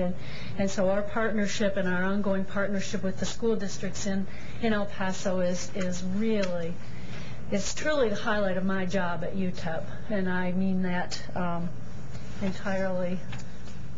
Let me talk just a tiny bit about college readiness. Dennis has set the tone here in a bit of a broad sweep. He's talked a bit about the community that we do serve. He's talked about the consortium that we're all part of, and talked about ways to sort of jumpstart college education, where in El Paso and in many areas of the state and country, jumpstarting is becoming increasingly important because so many young people in our community do not believe their college material. They do not believe that college is in their future. In fact, you saw the statistics about high school graduation. Many of them look towards working and leave high school without the diploma, and many, many, many of those students have a lot of potential, and we are losing it as a community, and the state is losing that potential as well. So college readiness, as the consortium thinks of it, are these 4 bullets. It does begin in high school. And every student in high school can be college ready even if he or she chooses not to go to college. Having college readiness skills adds to just life skills. once a student leaves high school and does decide to come to college, coming through the programs that Dennis described that begin with in new student orientation, the 6-hour math workshop he described takes place on the UTEP campus during new student orientation. And it's over 3 days, 2 hours a day. Students are placed in a workshop that is very compatible with where they place mathematically. So they're very finely tuned into those workshops, and then they're worked with with tutors and such. And that hopefully ends with a successful completion of the first college credit course. One of the things we know about retention of students in college is getting into and through that first college level course is really, really important. And being sort of into too many semesters, too many times through developmental coursework or non-college credit courses really deters them, and the motivation to go on doesn't exist. And so those students, through the College Consortium, or the College Readiness Consortium, what our goal is to accelerate as much as possible a student's entry into and progress through the first college level course in reading, writing, and mathematics. And we have a variety of approaches to doing that, and are testing them all out. But importantly, what we often don't hear about is the other set of skills that are beyond academic preparedness, where many students who come to us who are academically prepared don't succeed. And we repeatedly ask ourselves the question, why? Why didn't Maggie Smith succeed the first time she went to college, and the second time, and the third time? And that's a true story. And it might have been 5 times by the time I finally succeeded.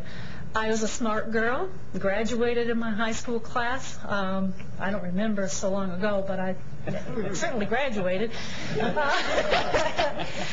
I went to college, and I looked around and said, I don't know anybody. They don't know me. Nobody's going to like me. I have no friends. I'm not smart enough.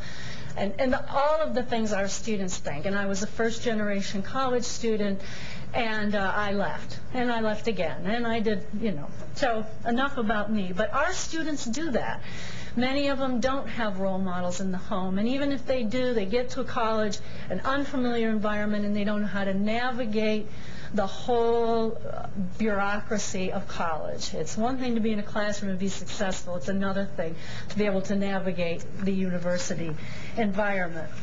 And that fits kind of nicely with the habits of mind.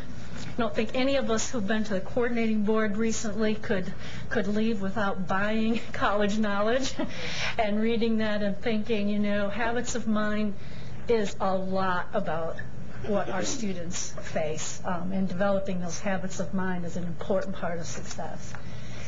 So what we've done with our work in El Paso is try to change the question from how can we best place our students into the appropriate course, often developmental courses, as you saw the statistics that Dennis bravely showed. I'll talk a little about ours, but I don't think they're in the PowerPoint. To how can we best support student completion of that first semester required core math and English course in the first term of college? For many of our students, we know, for better or for worse, that one college-level math class satisfies the core curriculum and will probably satisfy that student's major in college. And if we can get a student into and through that first math course that satisfies those requirements, that student will be well on his or her way to being retained in college and graduating. And we have often held students back in developmental courses because they placed really low because on the AccuPlacer they took a nosedive, and whoops, they couldn't do fractions or they couldn't add. And so we've placed them in a sequence that took them through 4 semesters of developmental. So we've changed our strategy from a sequence of traditional semester-length courses that serve as prerequisites and whose effect is to attenuate that preparation to placement into target core courses with as much concurrent and supplemental support as needed, whose goal is acceleration towards completion. Well, what does that look like? This is at UTEP where we were. This is a very linear model. This is where we were. You can see a student took the AccuPlacer, placed into an EPCC level math class, because as a university there are levels of math that we are not permitted to offer, and we chose some years ago to test our students and send them to EPCC where they could get the appropriate level of mathematics instruction. And that's worked really well, and I think that was a good thing to do at the time, before we realized that, you know, there were ways to accelerate students. Those students might have taken 2 classes at EPCC, then made their way into the first UTEP class, developmental introductory algebra, the second developmental course, intermediate algebra. Finally, after 3 or 4 semesters, that student finds him or herself in the college level class.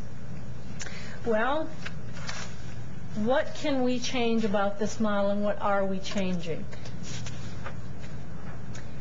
Based on this particular data, this brings us to the beginning of a college readiness initiative. The highlighted bar, 0311, are students that we really focused on those students, because that's the highest level developmental class. And you can see that 40% of UTEP students during that period of time were actually placing into that developmental class. And we said to ourselves, what can we do to accelerate that particular group of students? So, one of the things we've done as part of the college readiness, and this is, again, goes back to one of the things Dennis mentioned, which is the 6-hour orientation, mathematics orientation, which is part of our new student orientation in the summer, and we call it at UTEP Enhanced New Student Orientation. It's mathematics enhanced. This summer, actually, we're going to enhance the reading and writing component too. But the math enhancement was the most urgent, as I think we all know. So, at the moment, this particular 6-hour enhancement is required for all students who place into developmental math. It's actually available for all students. So a student who actually places into calculus can actually take this summer orientation and place up, and some of them do. 3 days, 6 hours, math review workshop. I mentioned that a little earlier. It's very finely, students are very finely placed, so they're getting hopefully exactly what they need in their particular workshop. They retake the AccuPlacer for a placement again. Last summer, 1,603 students participated in the Enhanced New Student Orientation. 48% of them retested 1 course higher, 31 retested from developmental into college level math. We think that these numbers this year will be even more robust, although these are not small numbers. But remember, last year was the first year that we did this, and we put this all together in a fairly short period of time, very aggressively, and so we are actually thinking that this could be even better this year. But would certainly be happy with those results. So what have we done? What are we doing, and what have we done? Changes in math at UTEP for fall 2006 that will carry over into fall 2007. We've talked about preparation for placement. Dennis talked about the orientation that we provide for high school students. And this is a really good opportunity to point out the community involvement here, because the preparation for placement testing and the preparation for AccuPlacer testing is truly a community-wide effort, where the UTEP and EPCC joined forces to create the orientation program for the high schools. And individually, people go to the high schools and orient parents, orient students, orient teachers, so that that everyone is is familiar with the test, what the test is like, what kinds of questions are on it, and the importance of it. And that has been a very successful community-wide involvement. Let's look a little bit at some new formats for developmental mathematics. We have, again, as Dennis mentioned earlier, this is one of our responses to acceleration. We've developed a number of hybrid approaches to the developmental courses. We've used an internet-based algebra tutorial and assessment application called MathZone. That has been piloted over the last year with great results. What we hope to do with that is now allow students to do more internet-based developmental work so that they can place as quickly as possible into the college level course. And we're doing a bit of compressing of all of our semester-long courses so that a student could actually complete one or two courses in a semester. And you will see that with the next example, although that's a slightly different example than the one I'm about to mention, which is we have compressed the 0311 with our first college level class so that a student could actually enter in the fall in the 0311 or begin that in the summer and then kind of gradually roll into the first college level course and hopefully finish that by the end of the semester, or even roll that over our winter term and finish up then, so that we're kind of melting the barriers to semesters, which we think will help students keep moving along. The other thing we've done, and we've done this in both English and math, is compress some of our courses in this way. Let's see. At UTEP, like I think a lot of places, we do divide our math students into STEM and non-STEM. So students who are science, technology, engineering, and mathematics do follow a different track, and business, social science, education, and others follow a secondary track. So we observe a little bit of difference in our courses there because of students' differing needs in their majors.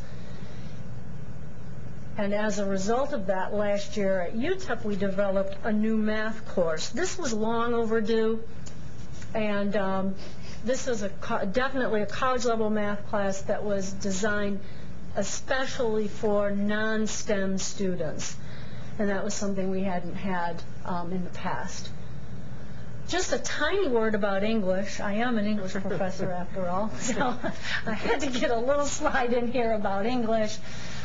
This began our acceleration some years ago, 4 or 5 years ago. The English department took the developmental students and said, a lot of these students, and they observed this, the teachers observed that these students were actually performing better than they should as a developmental student. And so we took the high-scoring English developmental students, put them in the first year of composition with an accompanying workshop so that those students got, in a very small workshop setting, they were able to take their first year composition class and get one-to-one tutorial help in areas of very specific targeted need. That has been very successful, and that predates by a few years the mathematics experiment. This same, again, college-level math with the support laboratory, the same model as is in English, begun last fall. This has been tremendously successful, so much so that our math folks are dropping their placement score one more time for this fall. No small accomplishment. Math people do not like to mess with placement scores. So this chart, not to belabor, I want to be sure to give Dr. Bentley a chance to talk about what's going on in the public schools, and especially at Isleta. This sort of shows, if you think back to the original linear chart that I said, a student would begin at an EPCC class, spend 4 semesters before they got to college level. That has changed, and that is apparent with that chart. Our fall outcomes again, the students, the numbers in yellow, those are students who would have spent a semester in developmental math, but under the new options in format and delivery systems, we have all of those students in a college level class, and you can see 71, 60%, 68% of those students succeeded with a C or better. Tremendous success there. The same with English. Next steps. What will we do next in El Paso as we think about our college readiness? We'll expand the segment of 0311 placements in mathematics so that we have more students in college level with the support laboratory. We are doing where we've actually applied to the course redesign project with the coordinating board to redesign English 1311 and Math 1320 to get more of that online so that there's more opportunity for the consortium model that Dennis described. And our real goal, and an extremely aggressive and very, very exciting goal for me, is to expand the common curricula between UTEP and EPCC through the freshman year, so that our students, and we are, we're in a different setting than many people in the state. But our goal would be to have our students, because of the work we do together, and we have many students that do enroll concurrently and that do go back and forth between institutions. We would like to make it possible to have our curricula in the first year of college be the same. It's very close. We work hard at having placement scores be the same so our students benefit in that way. But our next step is to really have a seamless common curricula among those critical courses in the first year of college. And it only works because we have strong articulation systems among the 15 entities in the El Paso region. We have common placement standards. We're committed to joint collaborative curricula development. We meet often and regularly and hash out the difficulties and problems and the successes, and spend a lot of time around the table working on behalf of our students. And I'd like now to give my colleague Rick Bentley from Isleta Independent School District a chance to give you some examples of what's going on there. Dr. Smith, before you do that, let me ask you a question I'd like for you to think about just with us for a moment, and then I'd like for Dr. Bentley to think about as well. Are you finding obviously that you found some success in these restructured hybrid courses and in the tutorials rather than just sort of the old-fashioned full developmental course and semester and so forth? Are your teachers, professors finding that in their teaching, are they finding, obviously they're finding certain deficiencies or gaps or not getting this or that if they can correct in this more sophisticated way, this more targeted, focused way, they're finding that students are able to then go on and go into and succeed in regular college courses. I'm wondering whether you're learning things from that, from those observations and from those changes that tell us something about what can be done in K-12 so that they don't get there in the first place. I want to get both of you to think, maybe Dr. Bentley, you can talk about it, is whether the initiative is beginning to extract lessons from not only the placement test, but the interventions and the kinds of courses you're offering that are generating the speedier movement into regular college courses that will be of use to the K-12 in their curricular work and in their interventions prior to the youngster getting to, or the student getting to college. Well, I'm sure we both have a lot to say about that, and we're learning a lot as we work through this, as Dennis said, and we're fortunate now to have our research associate. One of the things that we've learned is so practical, and it's already been mentioned here, and I can't remember who mentioned it. is the need to have our faculty talking to one another. And I cannot tell you how gratified I was. I don't always make it to the implementation committee meetings that Dennis described earlier, but I try to go every now and then. I went to one a couple months ago to see what was going on. And one of the members of the implementation group, and I'm so pleased to say it was not a UTEP person and it was not an EPCC person, it was one of our school district representatives, said, you know, what we need more than anything is to get our faculty in the same room. Because as we look at this, what I realize is we're ending at a place, and we don't understand where you want us to begin, or where you want your students to begin. And she articulated that much better than I just did. The result of that is that our implementation committee is planning a big workshop for the fall. They're talking about how many rooms we need at El Paso Community College's service center, because they have the best venue in town. But, you know, this is what we need to, that is one of the most powerful lessons that this group has learned on a very practical level, that we need to understand where students end and where they are expected to begin more clearly.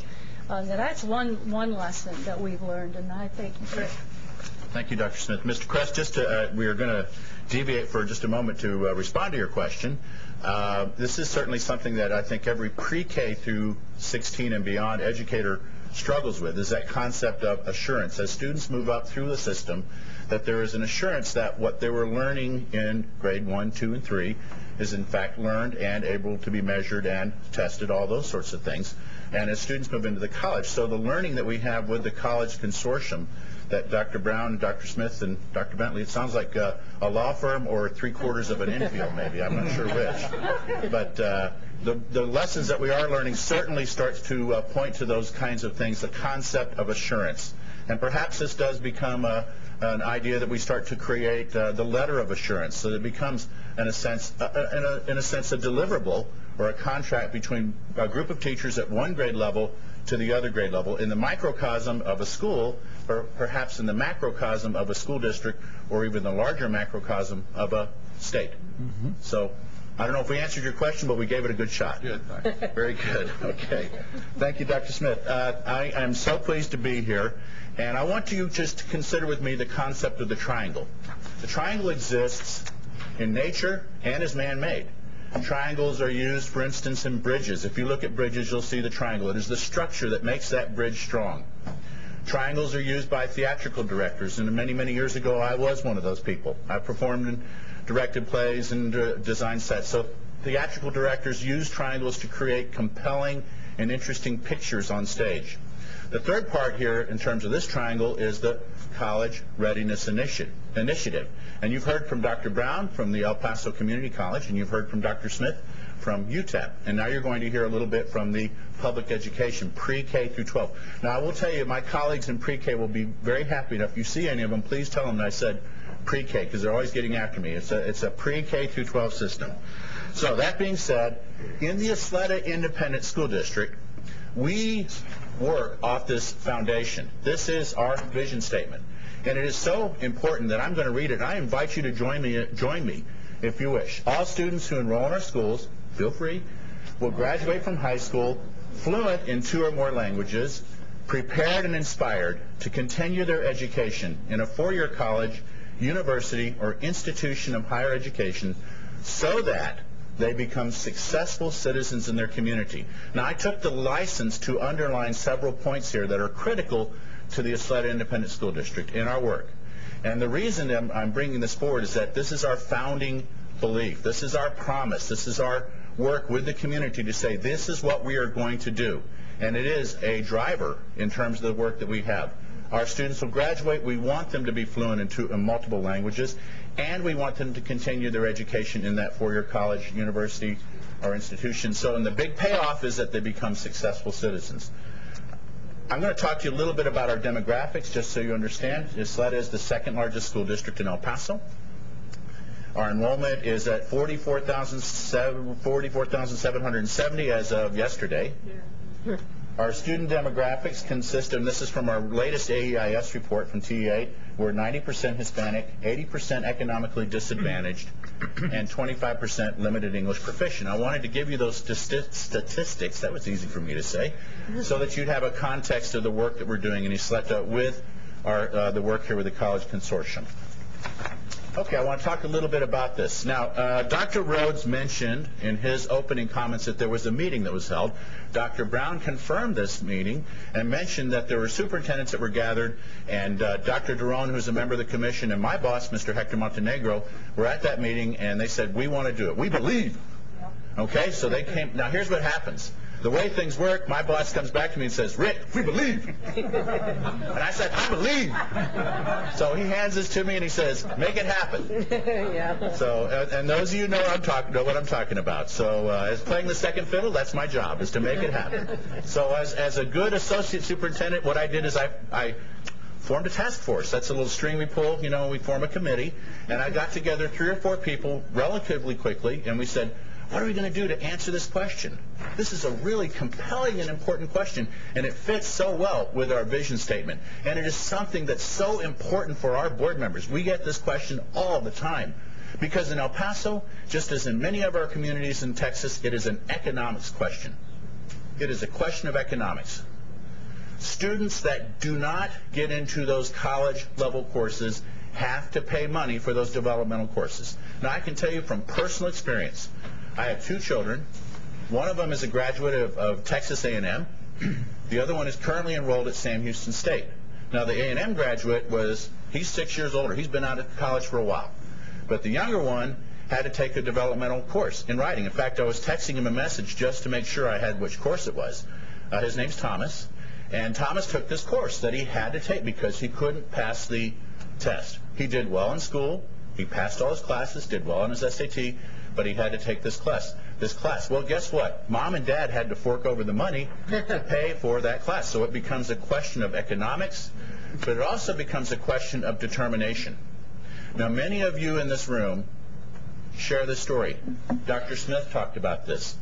We have a commonality in many cases that we are, many of us, myself included, first-generation college graduates. Neither of my parents graduated from college. And in fact, when I was growing up, I was told by a counselor, and I have no ill will for counselors, but this counselor, Mr. O'Malley, I'll never forget his name, he told me I would never go to college. I wish I could find Mr. O'Malley now and show him this ring from the University of Texas and my PhD. So, because anyways, that question here is also determination. If a kiddo is held back, will they have the determination and the will to move forward and to continue to finish that degree? I think as my colleague here from UTEP has said, they're redesigning it because they understand it does hold kids back. It becomes a discouraging activity. So moving forward from there. So what we got, my boss comes back and says, Rick, I believe, so we got it going. We developed and implemented a model to increase the number of students eligible to enter college, and we just got started, so it's real early on this process.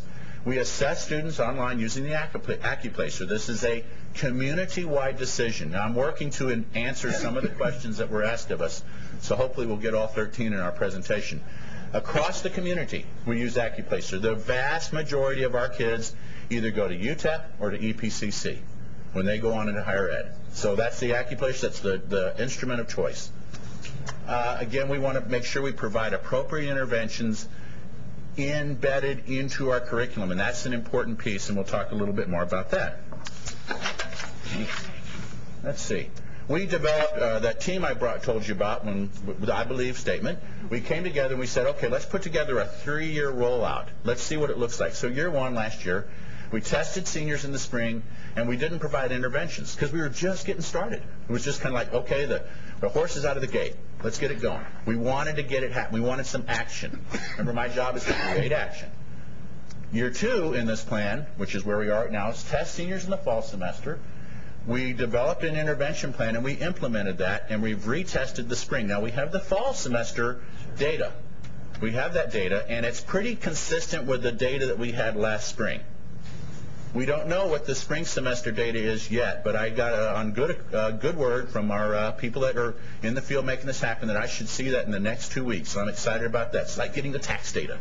Those of you in public ed, you know what I'm talking about. Right now, everybody's getting their tax data. They're all excited about it.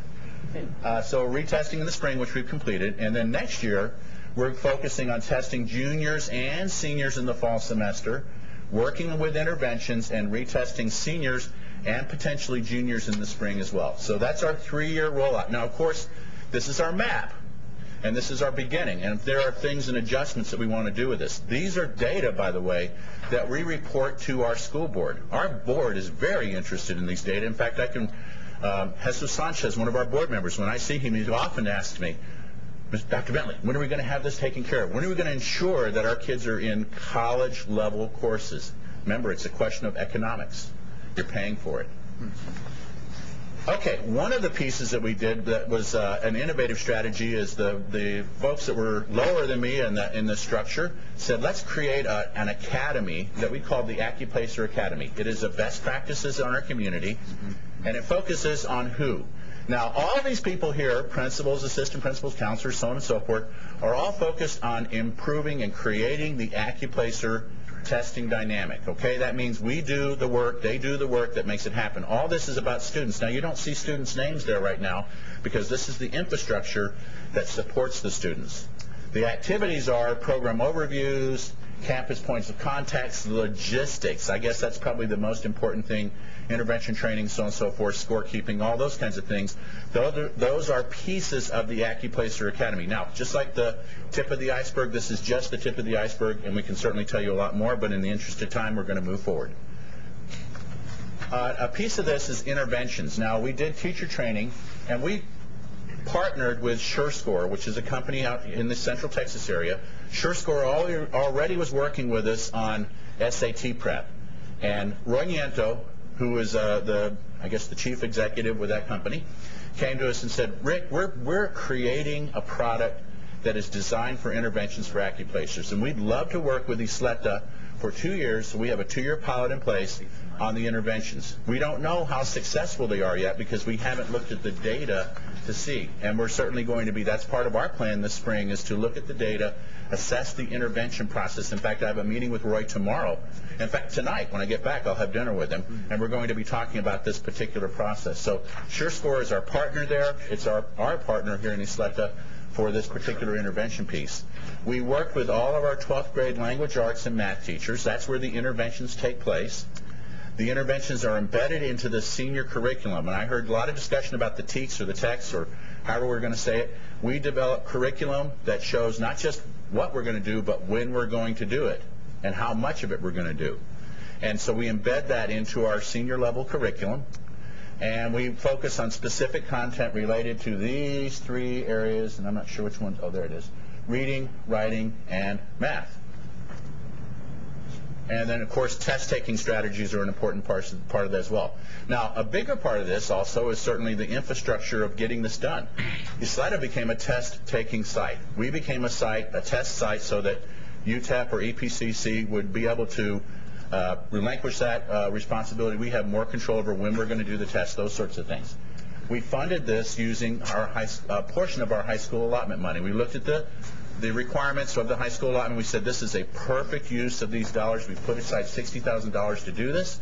There's no cost to students, either the first test or the retest. There's no cost to any student in Isleta. Again, Isleta is its own test site. Students take the test at their home campus. In other words, they take it at a place where they're comfortable, where they're familiar. They know when they get up in the morning, I'm going to Hanks High School, or I'm going to Dabaye High School, or wherever it is I'm going to do it. I'm taking it at my home campus. We manage the data, and that's a piece that we have to certainly work through with our colleagues here at the colleges to ensure that the data is transferred. And as I say in many of my presentations, that's our story, and we're sticking with it. Thank you all very much. We'll be happy to take any questions that you might have. Thank you very much. We really appreciate that presentation, Richard. Thank you, and for the leadership from El Paso. Marvelous program. We look forward to knowing more as you begin to get these results in. I know that you'll bring them to us as part of continuing reports. We have a half an hour for lunch. And those of you who are commissioners invited speakers having lunch in this room here. Those in the audience, there's a Luby's within very short walking distance, and we'll see you all back here in about a half an hour. Thanks.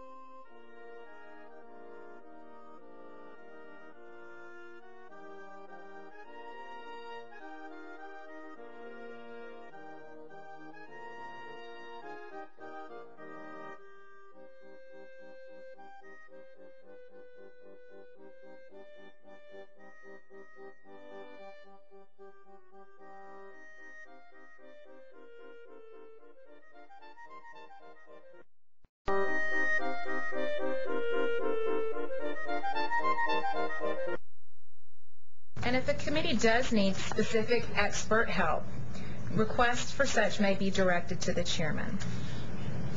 Next, the fifth procedure states that recommendations of the commission do require a record vote of the majority of the full commission, and dissenting statements are allowed.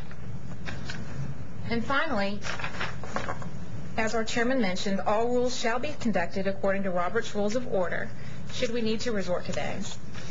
And should any of the operating procedures that have been outlined need to be amended, that can be accomplished upon a request by any of you, by a committee member, with notice, and then by a majority vote. That's it. Beautifully stated. Any discussion of these general operating procedures? Woody? Sandy, on public testimony, I would suggest that we have some guidelines on limiting how long an individual would have so you can control the process. Okay. I agree with that. Okay. Yeah, good idea. So there sort of seems to be a lot of nodding of heads that there ought to be. Do we want to put an amount in, or do we want to leave it at the discretion of the chair, or do we want to make a decision on that in advance? Or we just want to have the idea that there'll be discipline and limits, or what's your will? 3 to 5 has always been good, Mr. Chairman. 3 to 5 is. We use 3, and we have a bell ringer at the state board, but Q&A doesn't count as part of the 3. We did Okay, 3. Do we want to just go ahead and say that testimony will be taken, and when testimony is offered, the general rule will be 3 minutes per speaker, with the idea that for invited testimony or others, we'd have the discretion to obviously for invited speakers to make it longer. That's good. Absolutely. Okay. And maybe, Mr. Chairman. Yes. At your discretion, if somebody hadn't finished, at your discretion, Mr. Chairman, you might allow them to finish, but it would clearly be at your discretion. Okay. I believe you have great discretion, Mr. Chairman. I have chosen you to be my friend for many years. Very good discretion. I think that's good. General agreement to that idea? Yes. Any other suggestions or additions? Remembering that you can always come to us with I really want to rule on this, or I want that, or we really need to do this better than that, or you need to shut up a little bit, Mr. Chairman. Or okay, well, why don't we go ahead and make that change? We could, at your will, I think it might be good tentatively to approve these procedures with the understanding of the item that will be changed, just so that we have something in place starting from now. And maybe at our next meeting we can formally and finally approve it. But why don't I ask for a motion to maybe tentatively approve these procedures with the change that has been suggested by Woody Hunt. Motion, second? Yes. Second. All approved, raise your hand. Opposed, same sign. Okay, we have some operating procedures tentatively in place, and we'll have a final vote on those when we see the change that has been suggested. So, having said that, it is 2 o'clock. We are now at schedule. Now, I have other news for you. Many of you have said, because of flights and so forth, you'd really like for us to finish today by 3, and we're going to try our best to do that. But what we're going to do really is spend the next hour talking about our roadmap, how we move forward from here. We were going to hear from Melissa Ayler, who many of you know from her service in the House and now as advisor to the governor. She has been caught up in legislative business on the House side. This will be, by the way, the last meeting we have, unless you all force us, and I don't know that anybody wants to, before the end of the session. I know this is hard for many of you. It has been for me. But she has been caught up, so we will ask her to appear at an upcoming meeting to talk about the governor's initiatives and her perspective and so forth. So we're going to move straight into a discussion of planning for ourselves. We want to develop strategy and planning for our commission for the rest of this year. There's an outline in your materials right after the draft of the procedures that talk, and this is a draft. I asked our staff to put their best thoughts on paper as to how we ought to proceed. These are their recommendations. Really, they're too humble to call them recommendations. They kind of didn't even want to do this. I said, no, it'd be better for us to see what your best thinking is based on the discussion in the grant and the discussions we've had. I asked them to pay very close attention to the recommendations that you made when we went down the row at our last meeting about things that were important to you. Not everything is taken into account yet, but a lot of the points you made are.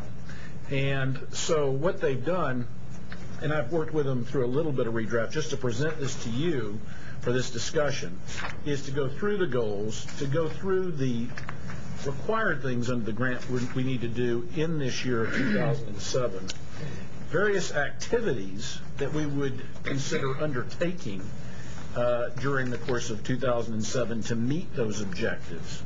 There are key dates that obviously will occur. We wanted to put them in one place with a particular emphasis on the rest of 07 and the beginning of 08, which is really the period contemplated in the grant by which we're funded. And then you'll see that we have looked at the kinds of questions that you've put forward, and you'll see, and I hope you'll see some reflection of answers to those, at least in our planning. And to the extent that we don't, then we will certainly work on those ideas here in the next hour. So I want to ask Chris Patterson and Sarah Weiss to walk us through what we have here in front of us.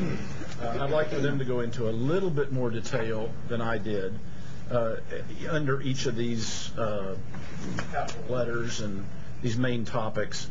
Let's go ahead and go through the goals, the objectives, and the activities. And then we'll open it up for discussion and for you all to say, hey, no, let's do it this way, let's do it that way. Let me make one final point before Chris and Sarah speak. You all may feel differently about this, but I want to lay out the thought that the first chunk of work, the work we've really been funded to do, is to carry us through the process of delivering the baby, if you will, to the state board. That is to say that the vertical teams will develop their recommendations. Their recommendations will be out there for public comment. They'll be taken into account by our commissioners, and recommendations will be made to the coordinating board and to the State Board of Education. And I think it's contemplated by the grantor that we would be involved in trying to help bring input, trying to bring value to the process up until then. Now, after that, the timing of the decisions at the State Board, the kind of implementation that might be done with them, as you saw in that multicolored sheet that now is becoming a famous piece of art. You can make lithographs of this and sign them.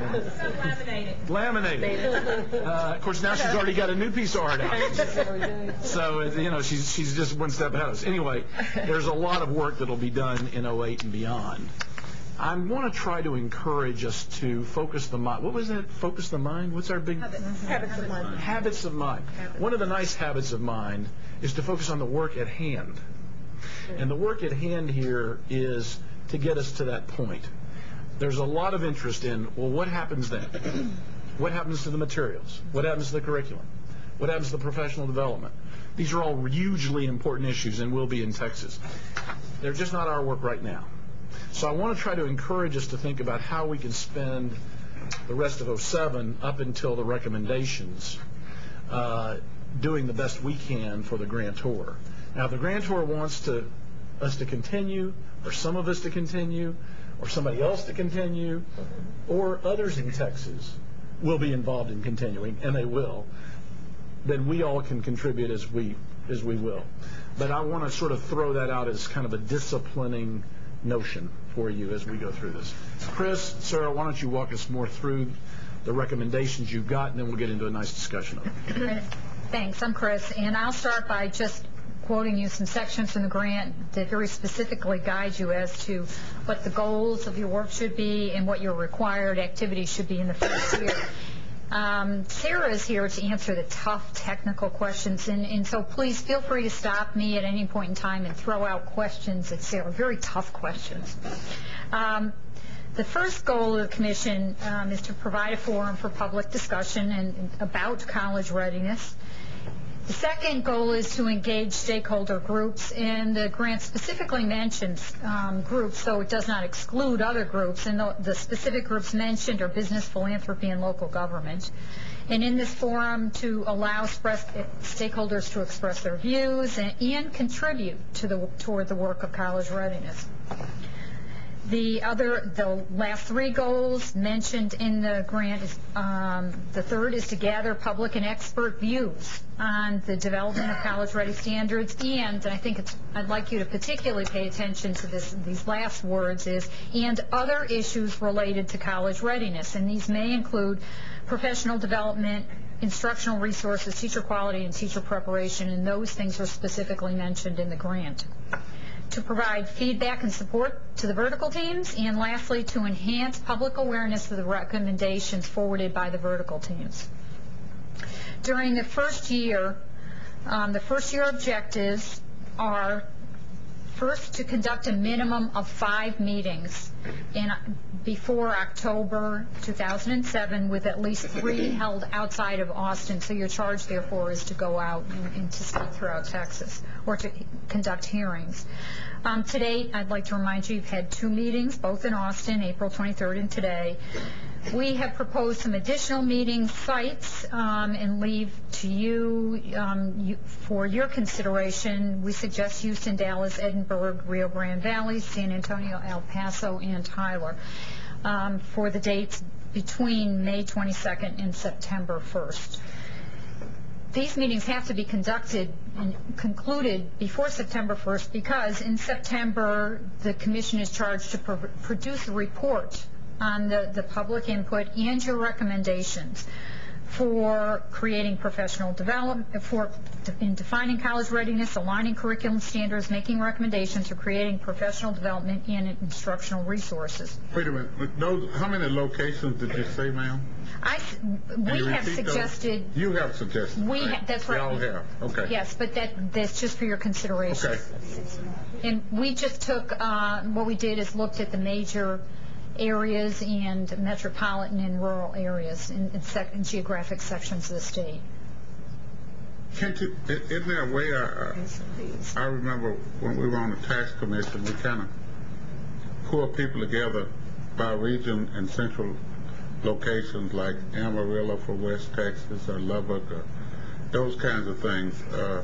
And when you talk about McAllen, Brownsville, Harlingen, so it would really be a group.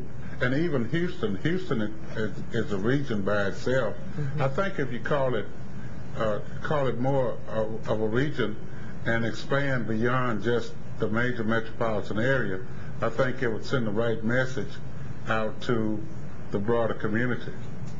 Example, in Houston, if you just say Houston, then you could be talking about HISD, but you're talking about A-Leaf, Spring Branch, TSU, Rice, Sandra Center. You see where I'm going? Absolutely. So right. give regional consideration, even when you talk about large urban metropolitan areas. Point well taken. We propose for you to release a final report in January because the vertical teams will not be done and their recommendations done until that point. We've developed some activities that we suggest you consider to fulfill these obligations during 2007, and if you like, I can go through and list them, or you can just look at them in your book. Would you like me to run through them really quickly? I shall. Meet with, I think very clearly the commission has to meet or authorize your consultants to meet with specific state interest groups and leadership organizations. And we suggest a couple. This certainly should be expanded, this list: the Greater Houston Partnership, Metro 8 Chambers of Commerce, Texas PTA, and educator associations. These are just examples of groups. The second suggestion for activities is to engage state and national researchers, practitioners, and experts to advise you on college readiness standards and issues in the 4 major academic areas. And one of the things that has been suggested is to begin with the MAPTEACs, adopted in 2006, but not adopted with a view towards introducing college readiness, to identify the gaps between the current TEACs that have been newly revised and college readiness standards and that have been developed by other organizations. We also suggest that, and this is underway right now, is creating a commission website to publish information about what you're gathering and your activities. We suggest engaging in an ongoing discussion. I mean, you can see many of these things you have started and you're engaged in. Engaging in an ongoing discussion with the vertical teams to share information about what the commission learns about college readiness, perspectives, information, research, and hear from the vertical teams about their progress and what their needs may be and how you can assist them. We also suggest the same process with the State Board of Education. And Barbara Cargill has invited us to participate with her in a July presentation to the board. We also suggest one activity you may engage in to enhance public awareness about college readiness is to meet with editorial boards of major newspapers, submit editorials about what you're finding on college readiness, the need for college readiness and different standards.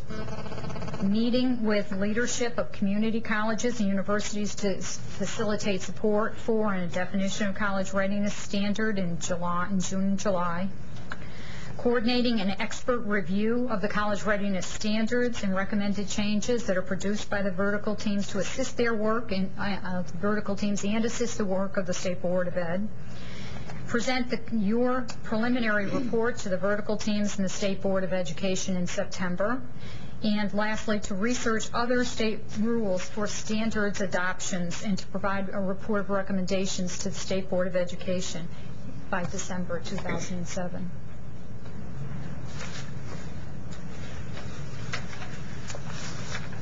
These are just recommended activities. Certainly, they don't preclude other activities, additional or less activities. Questions?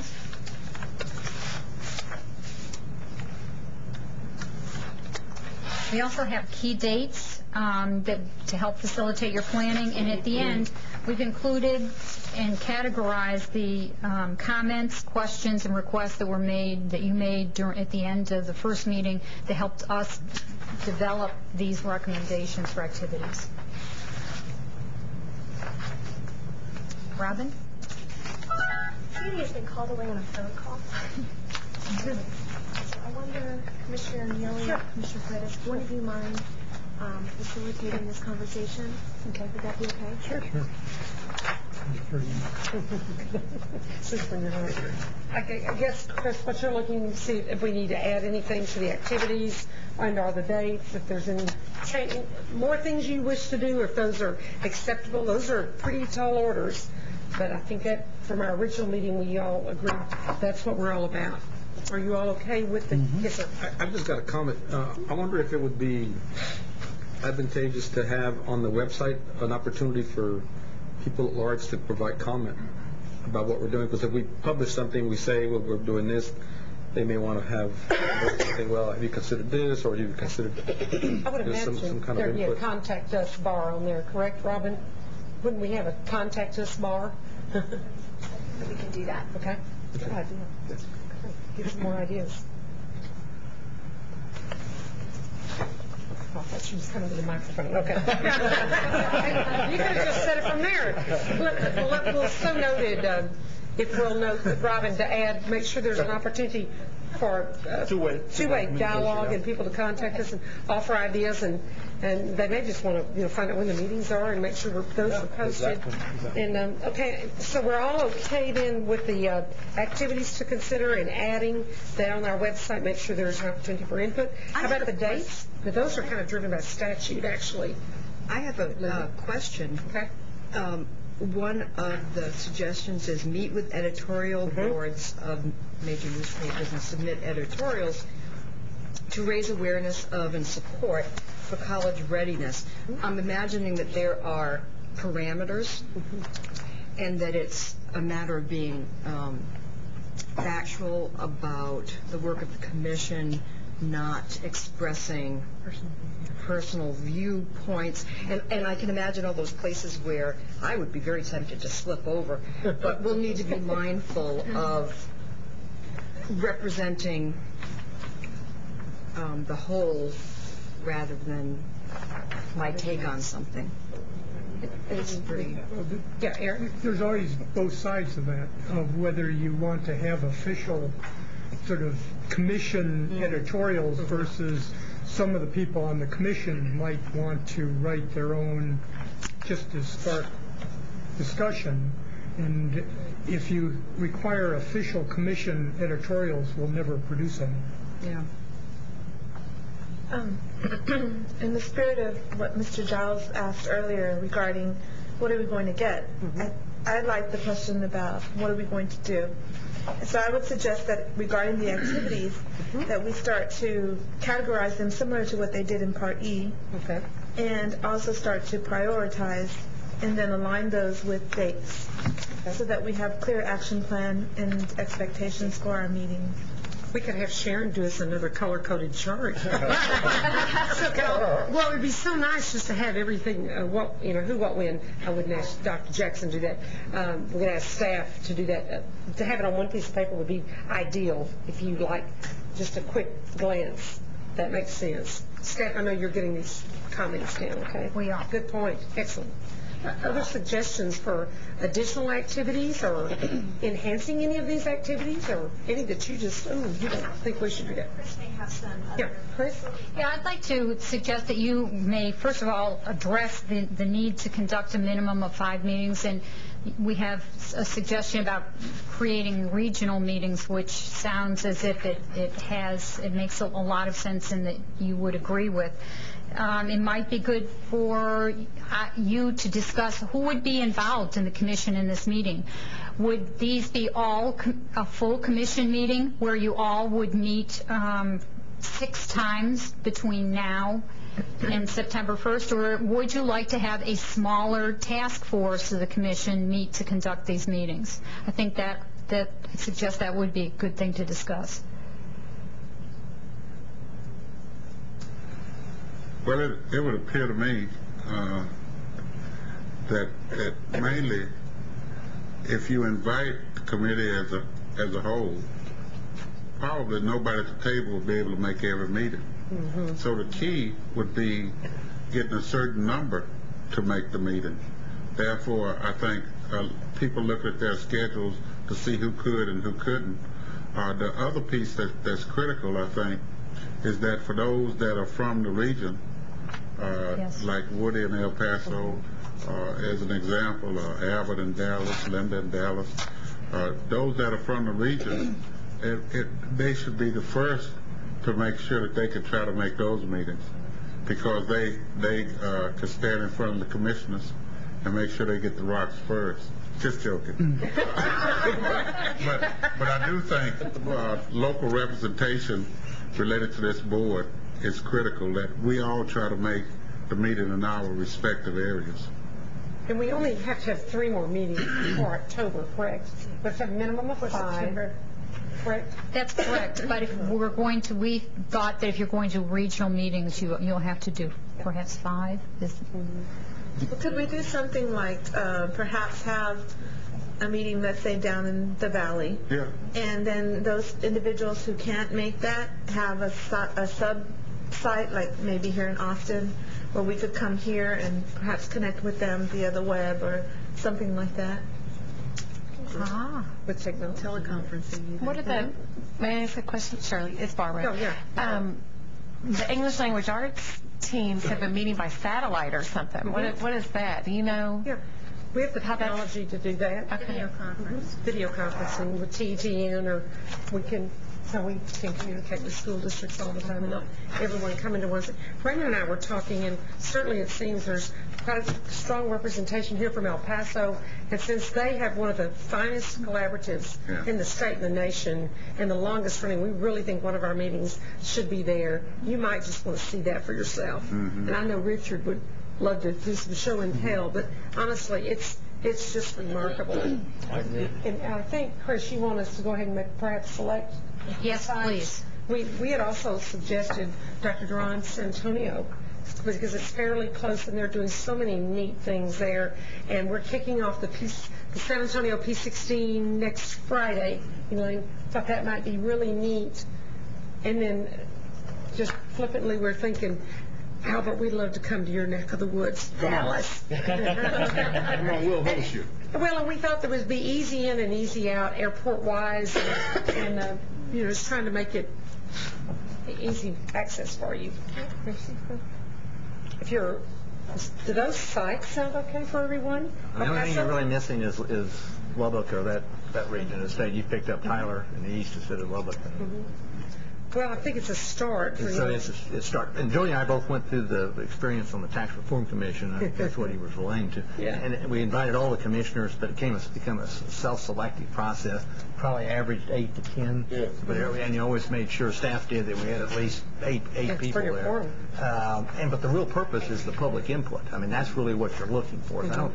The commission is there less to hear, at least in those examples from the staff, and more to get public input, and then use that at subsequent meetings to help approve or to formulate policy. Woody, that's a good point. Of course, we're all looking at the growth in El Paso with what the 40,000 anticipated due to the military and Bracken. Look at those, of course, Dallas, fast growth, San Antonio. Certainly, the Valley. I mean, we went to all those. Oh yeah, I mean, there's just not any area that's not growing pretty rapidly. Do you need? Ask a quick question. This is regards specifically to the vertical teams. I'd just like to get a sense of the feeling of the group. We're happy to meet as often as we can and wherever we can, but do you think it's critically important that both the co-chairs of all 4 teams be at all of these meetings, or could we have representatives and sort of trade off, as I hear you guys talking about? Is that going to be satisfactory? Wouldn't that be satisfactory to the commission? I would certainly think so, Pat. That's a good point, particularly between now and a lot of work here. Things are getting a little hectic. Yeah, they really do. I understand. A daunting schedule. I think there's consensus. I see heads nodding that would certainly be acceptable. We'll let you guys work that out. Commissioner Neely, may I suggest that it might be an idea for the commission to invite specific groups in each of the areas to come and to provide their perspective on college readiness, such as when you go to Houston, inviting the Greater Houston Partnership, and so we can produce a list of different organizations and agencies in the area, local government included, that could be invited in specific areas for you. Chris, that'd be very helpful, just so we go back to the grantors. Yes. Follow the guidelines of the grant and make sure we're being inclusive. Certainly. Barbara again.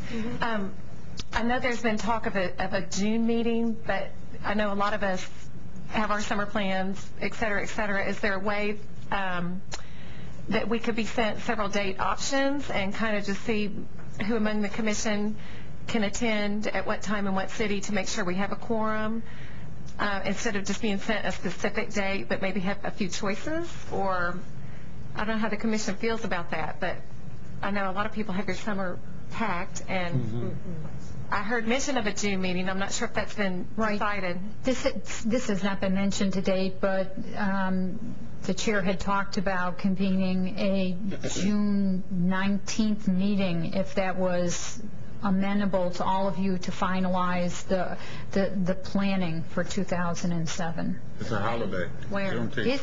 June 19th? Yes, it is. Oh, I'm sorry. What have we done? And Jody's showing his strength. Go, Jody. And Jody's showing his strength. Sorry. How about the 20th? Now, how does... What is the 20th? 20th is probably a Wednesday? That's a coordinating board participation and success. Is June 20th a bad date? Yeah. Yes? So what you might do, Chris, you email us. This will be like herding cats, I know, with our schedules. Okay. Why don't you just choose some dates, like Barbara's, that's a great suggestion, and here's some cities and some dates, and see how that will work. Okay. That's right. Let's just, because we will never find a common date in this day and age. Yes, sir. Commissioner, I apologize for holding the chairman's phones while he was answering them. Being out of the room, I apologize. But Thank you for assisting the chairman. can you name again the sites that y'all have decided on, and then assume I gather that the Rio Grande Valley was not among the sites, which is not fatal, but I would suggest some alternative form of satisfying that end of the state. If we can't do it with the commission meeting, I would suggest that maybe the chairman delegate 2 or 3 hearing persons and have a meeting which was committed to be part of the record at least, so that the folks in South Texas will have an opportunity to express themselves on it. I mean, it's included in here. Yes, yes. Yeah. Edinburgh and Edinburgh. Edinburgh, Rio Grande Valley. All right. I apologize. No, that's okay, David. So we just added Lubbock, right? Mm-hmm. Yeah. And it may be something that, like, I think Selena made the point of how can people connect if they're not there. I know that all the regional service centers have TEPN capabilities. All 20 do. Yeah, so they're regionally located, so if that's a way we can get in regions that we can't actually physically be present, that might be an idea. But that's more than 5 meetings. That's... So I'm worried a little bit about the same thing on the adding up problem here. We're jumping on the bandwagon of having all these regional meetings, which are not the commission's discussion, but to take input, and yet we have to also have a report done, which presumably takes some commission time, and I think we have to be a little bit careful about how far we commit for the entire commission. Now, if we had 3 or 4 people that would volunteer in each region to go out and take testimony and find a way to bring that back in some way, I think that might make it easier for us to also then have commission meetings that discussed our business and what our report would look like. I think when you received your phone call, you had been selected. We told you we would try to limit the number of meetings, correct? 3. 3. Okay. We need to honor that, because that's what.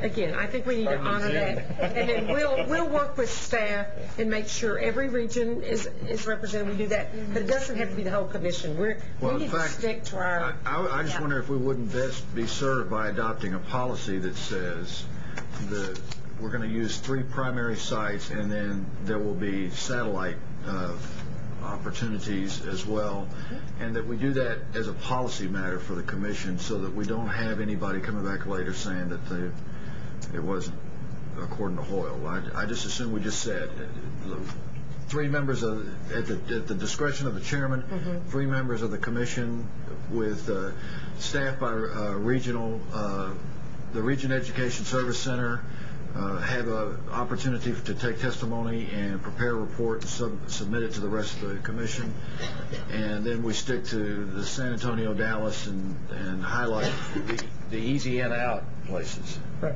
For the full commission meeting. For the full commissions. Right. Yeah. That sounds doable. Yeah. See, it's not. Guys, get that.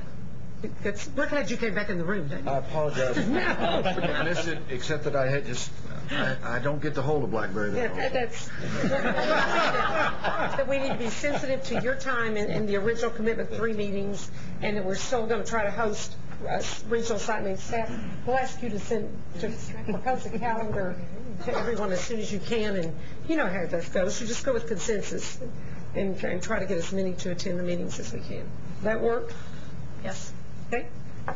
I just want to insert something that has come to our attention. that even with Sharon's beautiful calendar, we have made error on some of the key dates section of this document. So we will get that amended for you, and I will send that out as soon as possible. Definitely by the end of the week, but probably tomorrow. So thank you. Okay. Well, thank you for making that correction. Okay, guys, according to the agenda, this was our last business item, correct? That's correct. Are there other things that need to come before the commission? Oh, John? Are we moving on, or are we staying here? Well, whatever you want to do. Well, I'm just looking, as far as where you want to meet, if I can go, I can go. Right. When looking at some of the activities the commission's going to do, it seems like we're missing something in that, why aren't we going and visiting college faculty, going to a college classroom? Why aren't we seeing what goes on? Because I think a lot of people here haven't been in that situation in a long time. We talk about business groups, you talk about visiting community college leaders. What about actually what happens in a classroom? Is there some way to incorporate that aspect into our meetings? I know there's many Piper Award winners that would come in and testify, something like that. Some kind of, even if it's just an on-site visit to college in the local area, but it seems something is missing. If we're talking about college preparation, why are we talking more to the people who actually teach those classes? What's the will of the commission? What are your thoughts on that? Cool. Thanks for thinking out of the box, John. Well, in that case, we need to cover the pipeline. We have to go, really, we need to look at the sequential order of the deal and hit, if we can, pre-K, elementary, middle, and high, and then get to higher ed. I think you're going to run some time restraints. It's a great idea. Perhaps we could ask staff to look at, when they're scheduling these meetings in Paso, San Antonio, Dallas, perhaps looking at setting up some site visits, and if members are interested in on-site observations and visits, staff can accommodate that. Because Richard would be thrilled to death if you wanted to come to El Paso Community College. He would host you, and he treated us royally, didn't he? We had a great time there. So that's a good idea, though, John. That's the thing. And we'll make that available if you have enough time to do that. Could staff let the local colleges and even the high schools in the area know about, what's the publicity going to be for these regional meetings? Is there a media department? But you don't have much time. Okay, but specifically the colleges, and have some of them come to us as well. And high school too, don't you? Yeah. Awesome. Well, he had a good point. He just didn't say it loud enough. But I'll say it very loud. The timing is off in terms of being able to get to classrooms at Correct. school. Summer. In college, there's summer school. Yeah. That's true. That's summer school. I have just one comment. What about students getting input former students that have been through the process? Is there any plans to try to get their input? They've been through mill, so they're the ones that kind of know. And perhaps those students that the kids who have had to go through those developmental classes would be more appropriate to bring in than those kids who zipped into the programs more easily, because those are the kids that we're talking about, those that aren't ready. And so someone who's a success story, and you probably have students like that who are successes from that. So, you know how Sandy asked the question, what was the big aha? What was the big disconnect? But from the mouth of babes. Perhaps at our next meeting, we can invite some students, Chris, for this very, to come in, and Richard, a lot of folks in this room Robert could help us select some students, and they'll tell it like it is. We know that. But that's what we need to hear. Yeah, I think that's been a real missing. Thank you. That's a great idea. You'll help us find good students too. Good and bad. Hey, we're not, but we need to hear them speak with candor. Okay. If we wanted to do that in El Paso, we'd be glad to put together a student committee that kind of represents a full gamut: early college, high school students, students in developmental education. And because one of the big ahas for us is we did some focus group discussions, and a lot of what you saw as the outcome were the outcomes that the students told us in those focus group sessions. I didn't know how important the Accuplacer test was. I didn't realize I was going to have to go through, 4 semesters of developmental ed. It was I didn't know after I didn't. To those things. Particularly, Richard, maybe the story, the data and the reports that were shared today from the El Paso Collaborative, like have a student explain how helpful the 6-hour intervention was and orientation. Yeah, that'd be great. And also get someone from the middle college, because Raymond and I were fascinated when we interviewed those students. They were just remarkable. Well, okay, Chris, did we give you guys the information you needed for the next meetings and agendas? And some comment was made about the editorial boards. I would assume that anything that represents the commission as a whole, we have to make sure we go through the proper channels. It's just like, so the grantor would not be surprised, and they would, you would have a clearinghouse before we just started. Because I meet with editorial boards all the time. I mean, I both do, but typically it's in a reactive mode, not in a proactive mode.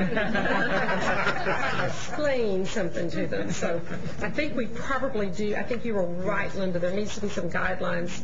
Because individually you can always do anything you choose to do. But when it's the commission as a whole speaking, Linda. I think it would be helpful if everything was cleared through the chairman. There you go. And he can designate spokespeople, but there typically should only be one spokesperson. I agree. We typically only have one with the board and one with the agency. That's a great idea. Yeah, I'll make sure then.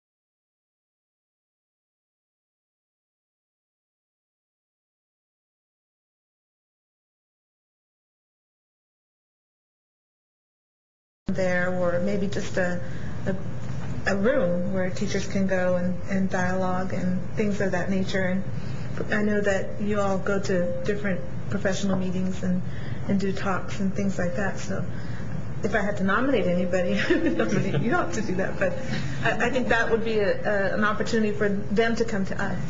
Let me also say that's a great idea, and that triggers another thought, that if people on the vertical teams have an interest in particular in a conference that's going to be here, or a group of people who are coming, that you would like to have access to, the vertical team members would like to have access to, and would like your fellow commissioners to be around for that, or for us to maybe sponsor something around that that would be helpful to you, because you want to hear from somebody.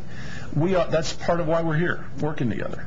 So that's a great idea. I mean, that might be an opportunity for you to have some input from some math teachers, you to be able to bounce some of your ideas off some math teachers, us to have a separate kind of facility. We could have a separate activity, a part of what we're doing, to where people could have a dialogue back and forth. It would be beneficial to you, beneficial to us. That's exactly the kind of thinking I want to encourage you to have. And again, whether we're all there or not, I think we need to trust each other enough that, and we'll take copious notes and we'll do all that, and I'll have your margarita if you don't come. Anyway. Sandy, I mean, to me, the roles need to be clear. I mean, one, we have a technical role of trying to deliver what the standards are. Some of us can add a lot of value to that. Some of us, like me, probably can't add very much. But we have another role, and that is the public awareness, public education, getting the political support, and us knowing enough or having enough confidence in the process to deliver the standard that then we can convey that confidence to others and try to get some allies. Exactly. Because we got a singular issue here without really putting it in the context of why do we need it. I mean, what are these standards about? What's the public purpose of setting these standards? And are there resources that are going to be needed to accomplish these standards? I mean, you have touched on that. That's really not our charge. But others could ask that question. That's right. Are there any adverse consequences of them? So if there's a whole public debate there that some of us need to be prepared, and we need to identify our allies, that whether it's the Chamber of Commerce or other groups that we can bring and begin to educate and get them to support the effort. Absolutely. Couldn't have said it better. Absolutely. That's exactly. And I think us holding hands and doing this together will make it all stronger in the end, because I think that's one of the strengths of this commission, is that the people who are actually working on the standards, and those of us, Woody, who will not be doing so much of that, but will be understanding and working with people around the state to be a part of understanding the importance of it, and ultimately making some decisions about doing it, and then the other supports, the funding and the other things that will be necessary to really make it happen, and even the politics down the road. Us walking through this together with Texans across the state beforehand and getting to various places of decision making, I think it's going to make your life better, and I think that's exactly the right idea. Because ultimately there's a resource allocation issue here. Where are the resources going to come from? Listen, I mean, you got to have the political support, public support. I mean, I think we would all be thrilled. You heard it in the El Paso presentation. We would just be thrilled to keep seeing those numbers go up, up, up. But it's going to cost somebody. And we're going to be building more college classrooms, we hope. We're going to be building more facilities. We're going to be hiring more professors. There'll be a bill for this, and we want that bill. But we need to be a part of preparing for it. Rick. It somewhat relates to Woody's comment, but it's a little bit different. One of the things I found extraordinarily compelling about the presentations by Dennis and Richard and Maggie was that they actually provide us some data about both the magnitude of the problems and what these different programs do. So what I want to suggest is that while we go out and we're interviewing a lot of people around the state and getting their opinions and so on, that we don't shortchange also having some of the analysis and data prepared along the way about key elements. It fits into the resource question that Woody brings up, but it's more the magnitude of where we see the biggest problems in these different areas, and what kind of impact could we expect from changing programs in various ways and so forth. So I just want to keep that in mind, that we want to be data-driven ourselves in terms of how we look at these questions. Well, in response to that, and I guess you all have now voted the authority to begin to think about committees. I'm not sure I'm ready to get that far, that bureaucratic. But I would like for you, Rick, and Dean in particular, because I think, I remember, if you all are like the idea, I see every meeting we have having at least 3 components, at least from now to September. 1, listening to the public, taking input from the public, from the stakeholders. Number 2, keeping ourselves informed about the progress we're making. That is the vertical teams and our group, and where we're staying together on that, because you have meetings coming up too. And number 3, the point you're making. We need to keep, we're listening and we're learning. And we want to keep learning. And we want to keep looking at the research. We want to keep looking at the data. I'm hoping at an upcoming meeting that Dean will be able to talk with us about some research that the regional laboratory is doing on this very topic, which I think will be very instructive to us. Achieve has just come out with a major study on, which I hope will be beneficial to the vertical teams and to Texans and to us, in an analysis that they've done of all kinds of items on college readiness and placement tests and other college readiness type of indicators. I'd like to think that maybe Mike Cohen or someone, Chris is bugging me about this, that we have Mike come and present. Rick, I hope you'll have some ideas. I'd like to invite the El Paso people back. I want to see what the results of these interventions have been, and I'm making them nervous over there a little bit. So I want to have at least a third of every meeting be related to data, related to research, related to best thinking in the state and the country about these things. So we're going to keep learning, and we're going to have the best minds coming to us as we have had so far. So you can count on that. In fact, without having a committee, I'd like for the 2 of you, with input from anybody else that would like to share it, but I would like for you to be thinking about, the 2 of you, about how we structure those presentations with Chris at each one of the upcoming meetings, so that you're confident that we're getting our fair dose of that kind of medicine. Well, for me, it also makes for a much more compelling report if it looks like we know the data and we have the factual background for what we're doing.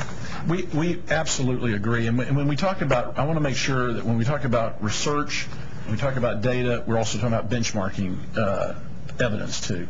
That is to say, wherever we have some success, whether it's in another country or another state or another city, like the El Paso project, where we begin to see any evidence of success, we want that brought to us. And I hope the 2 of you will take some leadership, with the help of anybody, on making sure that we're loaded up with the best 2 hours, 2.5 hours in every one of our meetings, of getting access to those people and those materials and that research. Is that fair enough? Absolutely. Kind of a semi-assignment here. Go ahead, Commissioner. Yes, Sandy, I wanted to point out that on June 20th and 21st, next month, the Coordinating Board is sponsoring a conference here in Austin on P16 councils. And the purpose of the meeting is to bring regional groups together to discuss how to establish P16 councils, how to sustain them, how to define an agenda. We're using some information from the Education Trust about how to get these things underway, and I would guess that this conference would be of broad interest to members of the commission. So we invite you to take a look at the Coordinating Board website, and you can register there. We invite you to participate as members of regional teams. We invite you to organize regional teams, but this should be a useful conference for people that are interested in the work of the Commission. Commissioner, let me ask you, assuming that not all of us will be able to attend, or maybe many of us, although I hope some will, would it be possible for you or your staff to distill some of the best thinking of that and make a presentation at the upcoming meeting of the Commission? We'd be delighted to. That'd be very good, because I'm sure you're absolutely right that there'll be some real nuggets some really good ideas that'll be presented there. It'd be great for us to hear the best of the best. So maybe we'll put an item on one of the next agendas for you or others on your staff, however you want to handle it, to make presentations to us so that we all can hear that. That would be very good. Any other last-minute thoughts, burning or otherwise? It's pretty good, Jody. 310. Outstanding. My briefcase. Yes. Anybody who has absolute no's or yeses in terms of dates, what you can't do, share it with the staff over the summer, and then we'll take that and we'll send some dates out. We'll just do the best we can. And again, we'll figure out the right days. If there are days where you want to host or you want it to be in your community, share that with the staff too. And we'll take the best you give us. We'll plan the rest of the summer, and we'll make sure there's a pool at the motel we're staying at. We have minutes from the last meeting. Not going to make you read them now, but we have approved a procedure to approve minutes. So take a look at them, and then we'll have the minutes of this meeting. At the next one, we'll approve them both, and we're now operating by procedures. Anyway, thank you all for coming, and we'll look forward to the next time we're together. Thank you. Good job. Thank you.